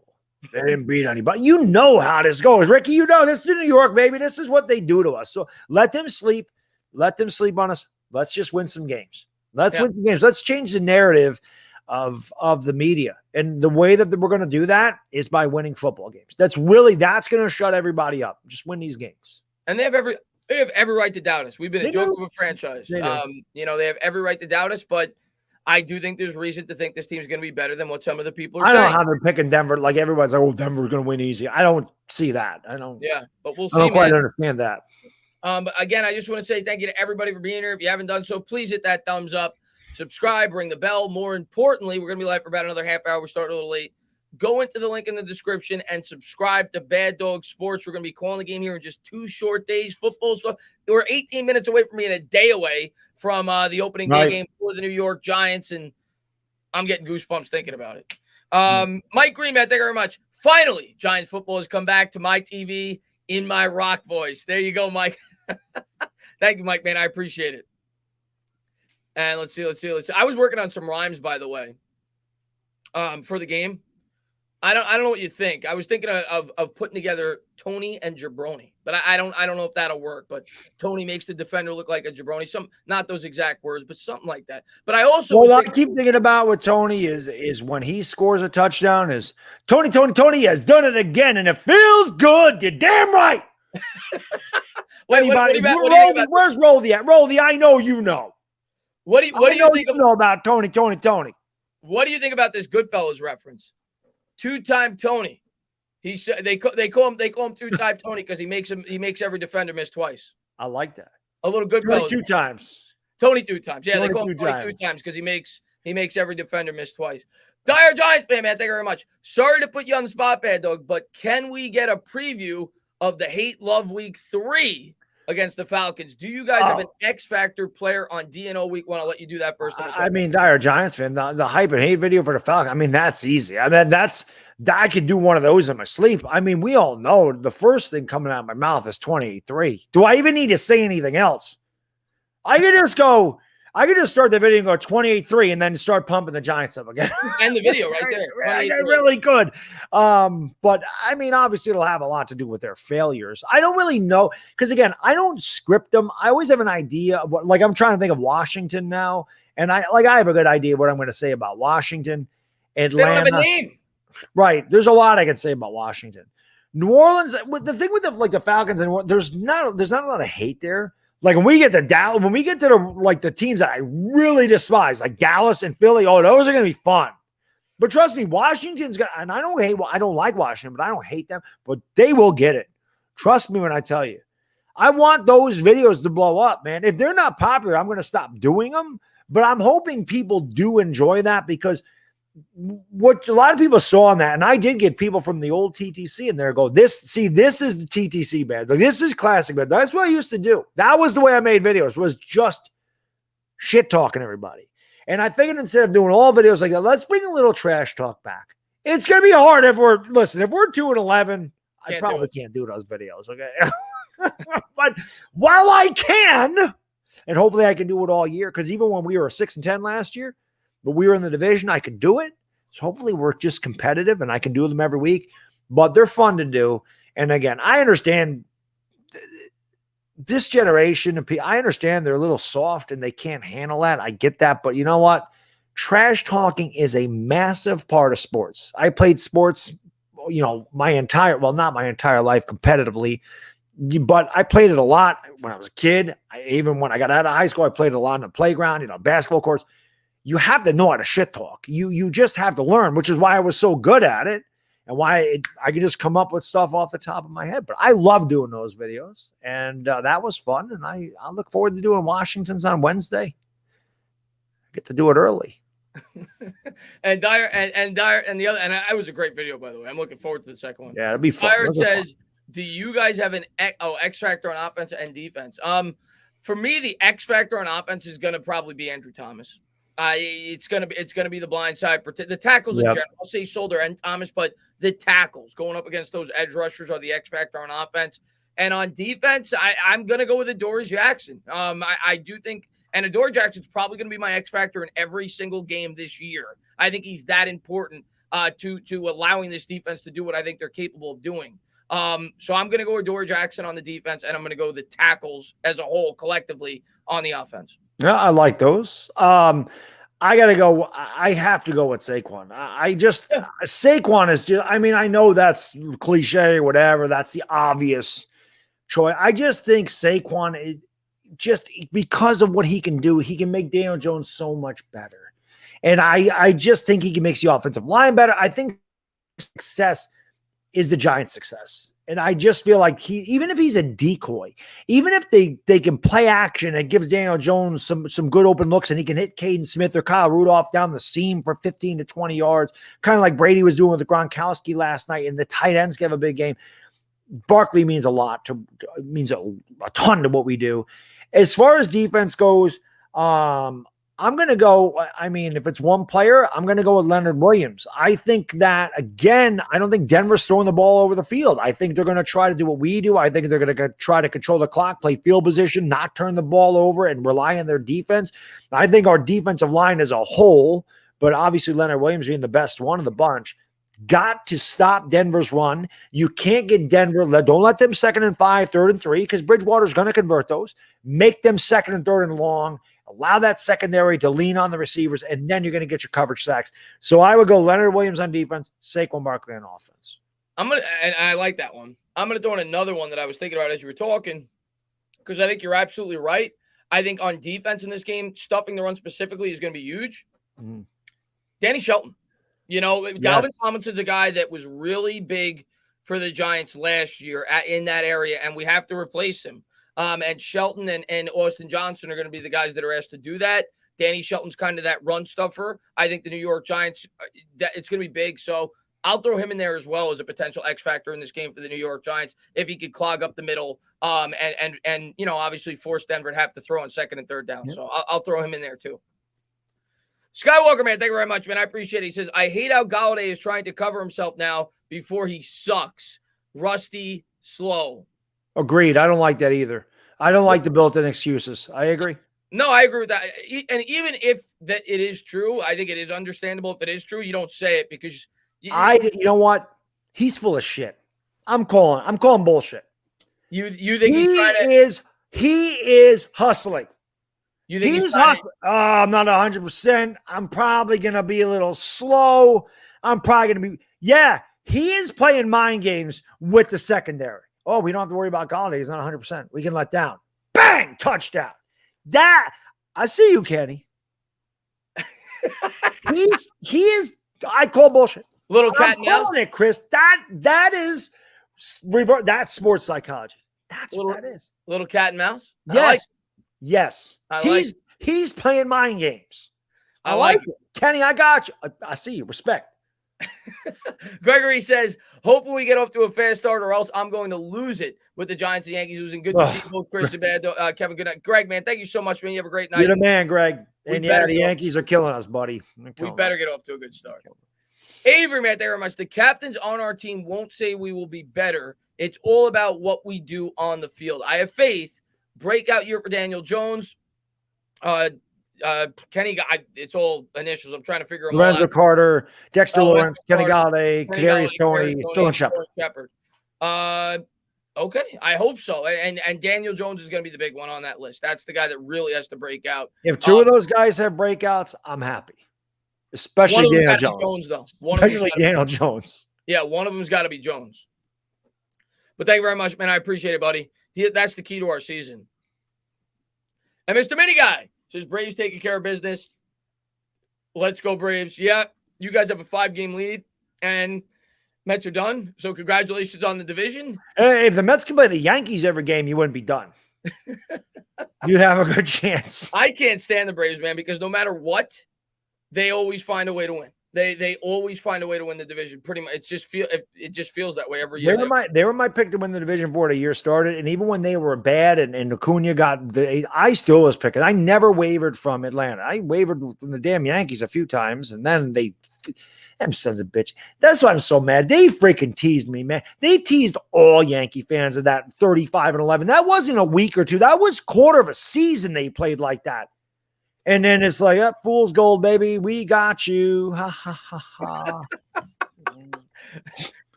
Grim still want to make the playoffs. I don't give a shit. I still want them to make the playoffs. They got help tonight. Look like all the teams that were competing for wild cards lost. Get in. You got a shot. I mean, you take a shot. Get in. I don't care. I want a playoff game. I don't care. Grim, man, thank you very much. It's put up or shut up time for Garrett and Gettleman. If the playoffs are out of the picture, when the bye week rolls around, things could get very ugly. When's the bye week? The bye week's like week 10, I think. It's a little bit later in the season. 11. It's right before the Eagles, right? Yeah, so yeah, maybe week 11. Week 11? It's late. Yeah, I mean, it's possible, but I don't think they're going to fire Gettleman from within season. Garrett, I think they could. I could see them making a move with Garrett. At that point in the season, week 10 or 11, I don't really see the purpose in firing Gettleman. You might as well just let the season play out and then make the move. If you want to fire, because you're not going to make any real personnel moves after that until the offseason anyway, right. Unless you want to, I guess, get a head start on the GM search. But that really wouldn't happen until probably the end of the season anyway, or maybe the last week or two. Garrett, I could see if they were really bad. If he's not fired, definitely getting relieved of play calling duty so the Giants can figure out what they're going to be doing with the offensive coordinator the following year. But hopefully it doesn't come to that, and hopefully we're fantastic. I don't even want to think about things like that right now. Yeah, me neither. Let me hit the head real quick. This is what happens when you have three. When you have do it, you, man. Let me hit the bathroom. I'll be right back. I'm gonna talk to the chat. Big Blue Shirts, man. Thank you very much. The Giants are due to turn it around, and I found out that my wife is pregnant. Well, congratulations, man. That's awesome. I don't want them to grow up watching painful sports. Let's go Giants, man. I can't even imagine. You know, obviously I'm older. I'm 35, and it's been tough for me for the last 10 years or so being a New York sports fan. But I can't even imagine for younger kids right now what it's been like in terms of New York sports. It's been dreadful. I think the Yankees were the last team to win a championship, right, in 2009. So, I mean, it's been dreadful. I mean, and the Mets have not really been competitive outside of 1 year. The Yankees are competitive, but you know that. Haven't won. The Giants really have. I mean, well, the Giants won in 2012. What am I saying? It just feels like it's been longer than that as a Giants fan. The Giants haven't been good really since then, though, outside of the 2015 season. The Jets have been horrible. Even college basketball, I'm a St. John's fan. They've been horrible. New York sports have been atrocious for the last 10 years, and it better pick up soon. You got the Nets, I guess, but I don't count them. I didn't see who sent the super chat, but I just heard you say he said his wife is pregnant. So congratulations. Nothing like being a dad. It is, it's hard work. It's certainly not easy, but there's nothing like it, man. It is the best. There's nothing like it. Little Bad Dog started preschool yesterday. Loved it. I thought I was going to cry. I thought I was going to break down. My God. He gets there. He's excited. He is pretty like, Mom, Dad, get out of here. Yeah, go. He walked right in. He was excited. Like a lot of times they say, oh, I'm excited. Then they get there and they're nervous. Not my kid. Right in. Excited about it. Couldn't wait. That's what my friend said the same thing about his kid. It was his first day of first grade. He was excited. Simon, man, thank you very much. Recall when the birds fans called us nuts for thinking Bradbury was going to get beaten by Slay. Kenny Golladay going to be the best wide receiver in the division by the end of the season. Book it. I hope so. I love your optimism, man. I hope so, because there's some good receivers in this division. What I will say is last year, going into the year, people said the same thing about our free agent acquisitions last year. I remember because we did these shows. Giants fans were super pessimistic about Blake Martinez going into the year. They're like, he's going to suck. He's going to be bad in coverage. I didn't know about like pessimistic, but I was like, I was like, I'm not happy. Not like, right. I was like, what is that? Yeah. But you made a good point early on that Patrick Graham was his linebackers coach in Green Bay, and he was good when Patrick Graham was there. Yeah. So he fell off when Graham left. They got reunited. He was much better. Yo, that had a lot to do with it. The play that he made against the Patriots was great. He was fantastic. And Bradbury too, by the way. I'm not to say that fans were upset that we signed Bradbury, but I don't think anybody was thought he was going to have near the impact that he did. No, he was like head over heels in love with him going into the year. So let's see these free agent acquisitions play out. Let's see what Golladay does. Let's see what Adoree Jackson does. Maybe Adoree Jackson has an impact like Bradbury did. You don't know. Going into the year, nobody thought Bradbury was a top 50, even probably top 15 corner. And he ended up being a near an all-pro talent. So let's see what these free agent acquisitions do this year before we go into the year super pessimistic. Let's see what they do. If the free agents that we picked up this year are as good as the ones we got last year, we're going to be a damn good team. Damn good team this Logan year. Ryan, same thing. I mean, we were all excited when we got him, but I don't think anybody thought he was going to have as big of an impact as he did. It's a Patrick Graham effect. And I think the defense believes in one another, and there's confidence and there's continuity. And I truly believe that they like each other and they play off each other. And I feel like the offense, I'm not saying they don't like each other, but I don't feel like that confidence is there. I don't feel like they believe in each other. I don't think Daniel Jones believes in the offensive line. I don't blame him. And sometimes I don't think the offensive line believes in one another. And that's why they get lost in assignments the way they do, because they're not trusting the person next to them to make the block. And then they feel like they got to do too much and then they get beat. The offense has to find a way, which is why I kept screaming they need more reps in the preseason. And they took Chris Collinsworth. Nobody likes Chris Collinsworth. Chris Collinsworth said last night what I have said forever. He's like, these guys are not ready to play week one. There's a lot of injuries. You're so worried about getting your guys healthy for the season. And then week one is really tough with all the injuries because they're not used to playing. I've said this for years. I understand injuries are, you could sit there and go, like, look at Jason Seward, right? I mean, that's a prime example. The guy was the best cornerback in the league. He was returning kicks against the Jets in the preseason because the Giants had no offense. He tore his ACL, was never the same player. I get it. That's a freak thing. But you can't be scared and say, well, we're not going to play any of these guys because they're afraid they're going to get hurt. Because if they're going to get hurt, if they get, like Barkley I heard 1.5 games into the season. Would it have mattered if he got hurt in the preseason as compared to a game and a half into the season? I get both sides of it, but I'm with you. I do think not playing them at all in the preseason could result in them either being rusty or potentially, being not ready to take physical contact in the regular season. It's big. I'm not saying they needed to play a ton of, I'm not saying they need to play a half every game. The first game, fine. I would have liked to have seen them get 2 series or a quarter in that second game against the Browns. Yeah. Understandable. You know? David, man, thank you very much. Says, I'll be at MetLife for the first time. Can't wait to go get this win. I don't plan to have a voice by the end of the game. Let's go Giants, man. David, I hope you have a great time at the game, and thank you so much, man, for all the love you show on the channel. Thank you very much, Dave. Yeah, David, let's get that W. Let's make that a fun time for you. Yeah, man. And Patrick says, WWE and MSG wrestler bad guy brought guest Trey Young. WWE and I saw that. I actually saw something pop up on my phone with MSG and Trey Young. I didn't read it. I was in a movie theater when I saw it, so I guess that's what it is. Trey Young's at MSG. Maybe he was taunting the crowd. Yeah, they've done those spins before. Pete Rose, one of the funniest things ever was they went to Boston for WrestleMania. He was just ripping the Red Sox. It was pretty funny.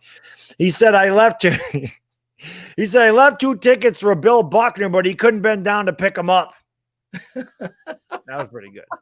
And then, of course, Kane came out and tombstoned him, but that was a long time ago. That was funny because obviously before Boston won a World Series, so that was pretty funny.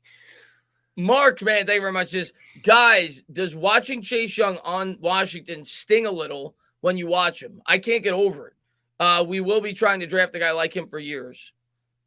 I get it. You wanted Chase Young more than anybody. I think every Giant fan wanted Chase Young if we could get him. We just knew we weren't going to get him when we had the 4th pick.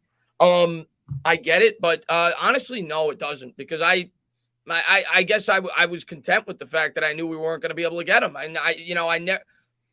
You could never expect your team to intentionally lose. It's not going to happen in the NFL unless you're the Philadelphia Eagles. But the players on the field are not going to intentionally lose. Right, there's jobs on the line. There's jobs on the line, and at that point in the season, Pat Shermer was playing for his job. Dave Gettleman didn't know he was coming back at that point in time. So these guys are not going to go out there and embarrass the organization.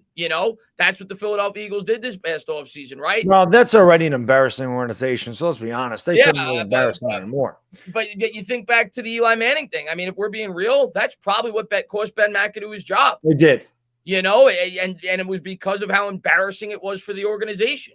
So you can't ask these coaches and these players and these GMs to go out and lose. It's a fan shirk, and you root. I'm not going to tell you what to do. If you want Chase Young, I understand it, but it was never going to happen. The Giants were never going to try to intentionally lose that game.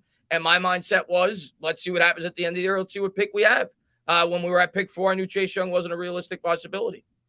Well, I've said before, Ed, you know this, hindsight being 2020. Yeah, I wish we lost. I wish we lost, and I wish we got Chase Young. Okay. I mean, let's be honest. Looking at what these two guys are, of course, but when we're playing Washington, I can't root for them to lose. I can't root for the Giants to lose. I don't have it in me. Would it have been better for them, hindsight being 2020? Absolutely. But when we're watching that game, I can't be like, damn it. Now, I may not be as upset if we did lose, but I can't, as a fan, I can't root for them to lose. I don't have it in me to sit there and go, come on, Washington, beat us. I don't have that in me. But God, yeah. I wish we drafted Chase Young over Andrew Thomas. I wish. Yeah, but it doesn't sting me because we never could draft him. We never were going to draft him. Well, like I said, looking back, I know what he's saying. Looking back, it stings. If we would have lost, we would have had Chase Young. We would have been better off. I get it. I get that. But they didn't lose. That's the way I look at it. They didn't lose. And so I understand it though. And let's see what we got here. But yeah, we'll answer a couple more. It's 12:02. We'll answer a couple more questions, and then we're going to close it out. But again, I just want to say thank you to everybody for being here, all the support that you guys always show. Really looking forward to having a great stream to open up the season when we take on the Denver Broncos. Game's going to start at 4:25. We'll probably go live at 4 and do like a 25-minute pregame show before the game and buckle up and get ready for some New York Giants football. So appreciate everybody that showed up tonight. Dire man, thank you very much. I appreciate it. He says, a win against the Eagles the first time around will be great, especially celebrating in person. Another victory, we'll be seeing Philly 500 in blue. And that's that has to happen, Dire. I cannot wear that damn Eagles jersey. I can't do that. That's I can't do that. Like I said, I give Philly credit, man. We both put our pride in the line with that bet. That's tough to. It's not just doing a video with that. It's doing an entire stream wearing your most hated rival's jersey while they're playing your team. That's awful. That's how much confidence I have in the Giants beating the Eagles' ass, though. I can tell you that. We're sweeping them this year. Irish man, thank you very much. Just want to shout out to my son, Kyle. What's going on, Kyle? Who is watching your stream? Only kid at Texas A&M with a Giants banner in his room. Go Giants. That's awesome, man. That's awesome. What's up, Kyle? Aggies. The old Aggies. Kyle, thank Johnny you. Johnny football. Texas. He's in enemy territory. Wow, that's got to be torture for him. I'm sure he's got all these Cowboy fans at his school that are going crazy off the loss. You know, their moral victory from last night going bananas. So best of luck to you, man, in college, man. But represent the Giants proud. And Mark, man, thank you very much. Dog, what is Boone and Cashman doing to us? We suck. They're killing us, Mark. It was recent. They won their first 12 games, and they finished the year with 70 wins. Yeah. They started the year 12-0 or 11-0 or something like that. It was definitely at least 11 wins straight to start the year. And I was like, oh my God, this team's we're gonna actually maybe contend for the World Series this year. And then they ended up winning another 60 games all year. Yeah. We got another Giants fan in Texas. MVP says, I go to Texas Tech, and I'm a Giants fan. That's awesome, man. Thanks for popping in, buddy. No, Big 12, baby. My students going to have to whip your ass. No offense, but they have to do that. Cowboys. Did Tech beat MVP? I'm not sure. Did Tech beat Houston? I know that was close, and I don't remember the final score, but I think Tech ended up – I didn't think they would beat Houston. That was a good win for Texas Tech. I'm pretty sure they beat Houston. Got another one. Got a lot of Giants fans. And he goes to the University of Texas. I really don't like you. Let's do it. Not you, Mustafa, but the Longhorns. But hey, Texas and Oklahoma moving to the SEC in a couple of years, maybe even next year. Who knows? That's going to be fun. Texas and Oklahoma going to the SEC. That's going to be a blast. And they did win. MVP said. All right, cool. That's all. But you guys, big win for Tech. Maybe you guys could all meet up at a Texas bar and watch the Giants game together. I'm sure you guys are looking for Giants fans down there. There you go. But yeah, it's gotta be tough for you guys for sure. I live in Arkansas, and I'm a Giants fan, and everyone is a Cowboys fan. That's gotta be tough too. Milk the cow. That's why he's got the tears in his eyes. I don't know. Under 9 wins. We got a lot of guys in enemy territory. I know Dire Giants fan lives in Pennsylvania. Yeah, so we got a lot of Giants fans in enemy territory. Yeah. I got a Yankee fan that comes in my stream from Rhode Island. He's in Boston Red Sox territory. He's also in enemy territory. That's got to be tough, man, especially Philadelphia. That's got to be – well, Texas is probably even worse because at least Philadelphia, maybe there's some Giant fans there. It's relatively close. Taco says over 9 wins. That's my mark. So I'm going to go push for the Giants there. That's I think they could win 10. I also think they could win 8. So that's my mark, 9. I'm going to say a push. I listen on Louis T stream. I predicted 10, so I got to go over. I'm gonna go in my prediction video I said 10, but even in the video I said I'm predicted 10 in this video, but I'm still gonna be conservative and go with my initial number 9. So when we were doing the schedules in that stream, Louis T said I had the Cowboys going 8 and 9, and I said, man, I don't think I picked them to lose that many games. And I went back and rewatched it on Law Nation channel. I was at work when he was just playing it again. I picked the Cowboys to go 10 and 7. I did not pick them to go 8 and 9. I'm like, I know I picked them to be good this year. So, yeah, I picked the Eagles to win 6 games. I was generous to them. I thought that I think I had them win at 5 in my prediction video, but I have them at 5 or 6. 5 or 6 wins though. That's where I have the Eagles. I'm with you on that. Yes. And he says, who has a bigger impact, Zoe Carter or Azeez? I'm going with Zoe Carter if he stays healthy this year. Zoe Carter. For the simple reason he's more experienced. I think he's going to get a higher snap count. I think both fit the scheme very well. That's why the Giants draft a lot of Georgia Bulldogs. They play a similar defensive scheme. But I'm going to go Zoe Carter. I think he's going to get a higher snap count. So if he's healthy this year, for this year alone, I'll go with Carter. Both of those guys are Bulldog. I'm going with Azeez Ojulari, man. I love Azeez. I love his game. And I think that he can have a really big impact. Listen, I mean, I think Azeez can open up holes for other defensive players to have good years too. So it may not always be about him, but if he's getting pressure, he might not get sacks, but there's a lot of things you can do to disrupt an offense. I just feel like Azeez has an opportunity to be a really disruptive force on our defense, especially under Patrick Graham. But hopefully, they're both great. That'd be awesome. Yeah, that's a player I'm super excited about Aziz as well. But Lorenzo Carter last year, and I know Mark too, because I remember we talked about it all the time last year. He was super excited about Carter last year as well before the injury. That is a guy, you think about the genius of Patrick Graham and what we saw last year, what he was able to get out of some of these players. That's a guy I'm excited to see play in a Patrick Graham scheme that we kind of got gypped of last year if he's healthy. I do think he could get out a lot out of both those players. T, thank you so much. Good night, lads. I look forward to Chris's play-by-play this Sunday because I'm out of area, Southern Florida. Go Giants. So you'll see us here on the channel. So come on by. And I think you might be able to watch that, though, T. It's a 425 game. No, because I think there's a bunch of 425 games. Yeah, it's not America's game of the week.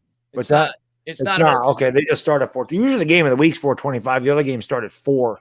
Yeah, I'm pretty sure. I remember looking at the schedule before. But there was a game on Channel 6 too. So at the same time, or CBS for me, there was another game on. So obviously there's a bunch of 425s. So you might not have it down there. Looking at it right now, I would assume the game of the week is going to be Cleveland, Kansas City. That's at 425. You got Miami, New England at 425. Green Bay Saints. That could be the game of the day too. And then Giants, Denver. So all four actually are at weird. It's usually we look forward to seeing you, T. Yeah, for sure. To winning too. Yeah, hopefully we get a W. And David, man, thank you very much. Great stream, Goats. Lakers in 5 because the T's right under the 5, and he always says Lakers in 5. Lakers start very soon. I think they're 5 weeks away. There you go. I think it's still down here. Yeah, basketball season is going to be here before you know it. Right here. He and Ivana Alawi are just waiting because it doesn't look like the Yankees are going deep in October like I thought they were a couple weeks ago. Sons of bitches. God, they make me mad, man. We'll see. I still think they'll get a wild card. I hope they do because, like I said, I need a Yankees-Red Sox wild card game in my life to kill me. Mark says, guys, will it sting if DeAndre Baker excels in Kansas City? I'll say yes, but I don't think he will. See, I'm going to say no because he did it to himself. I mean, what are you going to do if you're the Giants? I understand why we cut him, but it'll stay in the back of your head. You'll be like, that sucks that it happened to the Giants, that he did that, and then he went off and played better. I'm not going to fault the Giants for getting rid of him, though. Yeah, I don't know. That won't sting as much as the not having Chase Young to me. I just feel like Chase Young is such an impactful player. But if Baker excels and KC, there's nothing we could do about that. I mean, the Giants could have lost the game to Washington. That could have happened. They could have done a Philadelphia Eagles. They could have pulled that if they wanted to. But the DeAndre Baker thing, the Giants just didn't have a choice. So if he does, he does. It's just, they're the Giants, man. They don't put up with that crap. Why do I get the alien face? I get why Baddog gets the dog face. Entertainer, alien face, and Baddog dog face. It's going to be a tough season. Pop off. Don't go into the year like that, man. I think we can win 9 or 10 games. Let's enjoy the first week and let's see what happens, my man. I don't think I'm maybe I am an alien. I don't know. Benjamin, thank you very much. I appreciate it. Sports pervert would rather spend his Friday night with his lover, Jared Williams, consuming each other's cannolis rather than supporting all channels. Unlike them, I'm a diehard supporter. Benjamin, thank you so much for being here. Always appreciate you popping in and showing the support you're doing. In the 24-hour stream, Benjamin pulled the swerve and laid off KP and went after Sports Expert. I've noticed that. He's been going after him a lot lately. Yeah, he's been going after him a lot lately. Johnny says I'm an alien. Yeah, I guess I'm an alien too. I think we're all aliens. But guys, we are going to close this out. It's 12:12. Went a little bit later because we started a couple minutes late. But I'm going to let Baddog close it out in a minute. But again, man, I'm so excited. Oh, ET's extraterrestrial. That was the point because entertainer. Okay, gotcha. I didn't know that. It went over my head. But guys, thank you so much for all the support that you guys always show on both of our channels. I am super excited to be calling that game with Baddog in one short day now. On Sunday, I'll be live again tomorrow as well for I guess like a hype up stream. Gonna have some of you guys video in, get a chance to talk to some of you guys. Maybe have a bit of a roundtable with a couple of other Giants creators, but I'm just so excited for the start of the season. I'm super excited for kickoff. It's going to suck on Sunday just waiting. Yeah, I hate having the 425 game. Because it's better than playing Monday night, though. That's even worse. That's what we had last year. That's even worse. Yeah, that is even worse. But I like the 1 o'clock game. But regardless, we'll get to watch our the other NFC's teams go at it before we play at 425. And I'm We just could be in super first place by the time we take the field. Yeah, that's true. That's true. If we could go into the game being like, oh, if we lose, we're still tied for first. But Yeah. obviously, we want to go out and win and get off to a great start and win for the first time in our first game since 2016. But thank you to everybody for being here. Thank you guys for all the support. Really looking forward to calling the game on Sunday. And yeah, Bad Dog, thank you so much for coming on. Always. Like I said, link in the description below. Anybody that may be new to my channel, obviously the majority of you guys know both of us, but if you do not know Bad Dog, his link's in the description below. We're going to be doing this show and the Giants live stream on his channel week 2. We haven't decided yet if we're going to do pre-game 2 or post-game 2. Maybe post because there's kind of a long layover recapping the second game. Who knows? We'll figure it out. But just thank you to everybody for being here. And Bad Dog, do what you do. Yeah, I mean, I'm not going to have a long-winded exit tonight because I pretty much say the same thing all the time. Well, all I'm going to say is I'll also be live tomorrow. I'll do it in the middle of the day at some point. We'll talk about the Giants, obviously, get ready for the season. But, of course, you know me. I need my Yankee fans in there to vent to. I think that's cathartic for me to do that because they're really pissing me off. Like, I'm so excited for the Giants. I'm so pissed off at the Yankees. I'm like at a crossroads. But it'll be in the middle of the afternoon. I'll probably have a college football game or something on, but I'll definitely be live for that. We can talk about whatever you want. You know me. Football's here, guys. It's here. The waiting is over. We have done a bunch of these streams before the season. I think this is our 7th one. We talked about the preseason. It's always fun to talk about the preseason, watch preseason. It's always fun to talk about the draft and all the free agents and all the news and all the speculation. But it's like Christmas, man. You're waiting to see, what do I got under the tree? Did I get the present I want? Who knows? Think about what I got. What did I get? What did I get? What did Santa bring me? Well, you find out on December 25th. Well, on September 12th, we finally got New York Giants football. Football Christmas is here, guys and gals. I'm looking forward to calling the game with Chris. I'm looking forward to freaking winning week 1, damn it. It's about time. Let's go, G-Man. For the Entertaining Talking Sports, Bad Diggy Dizzle. We gone. Peace.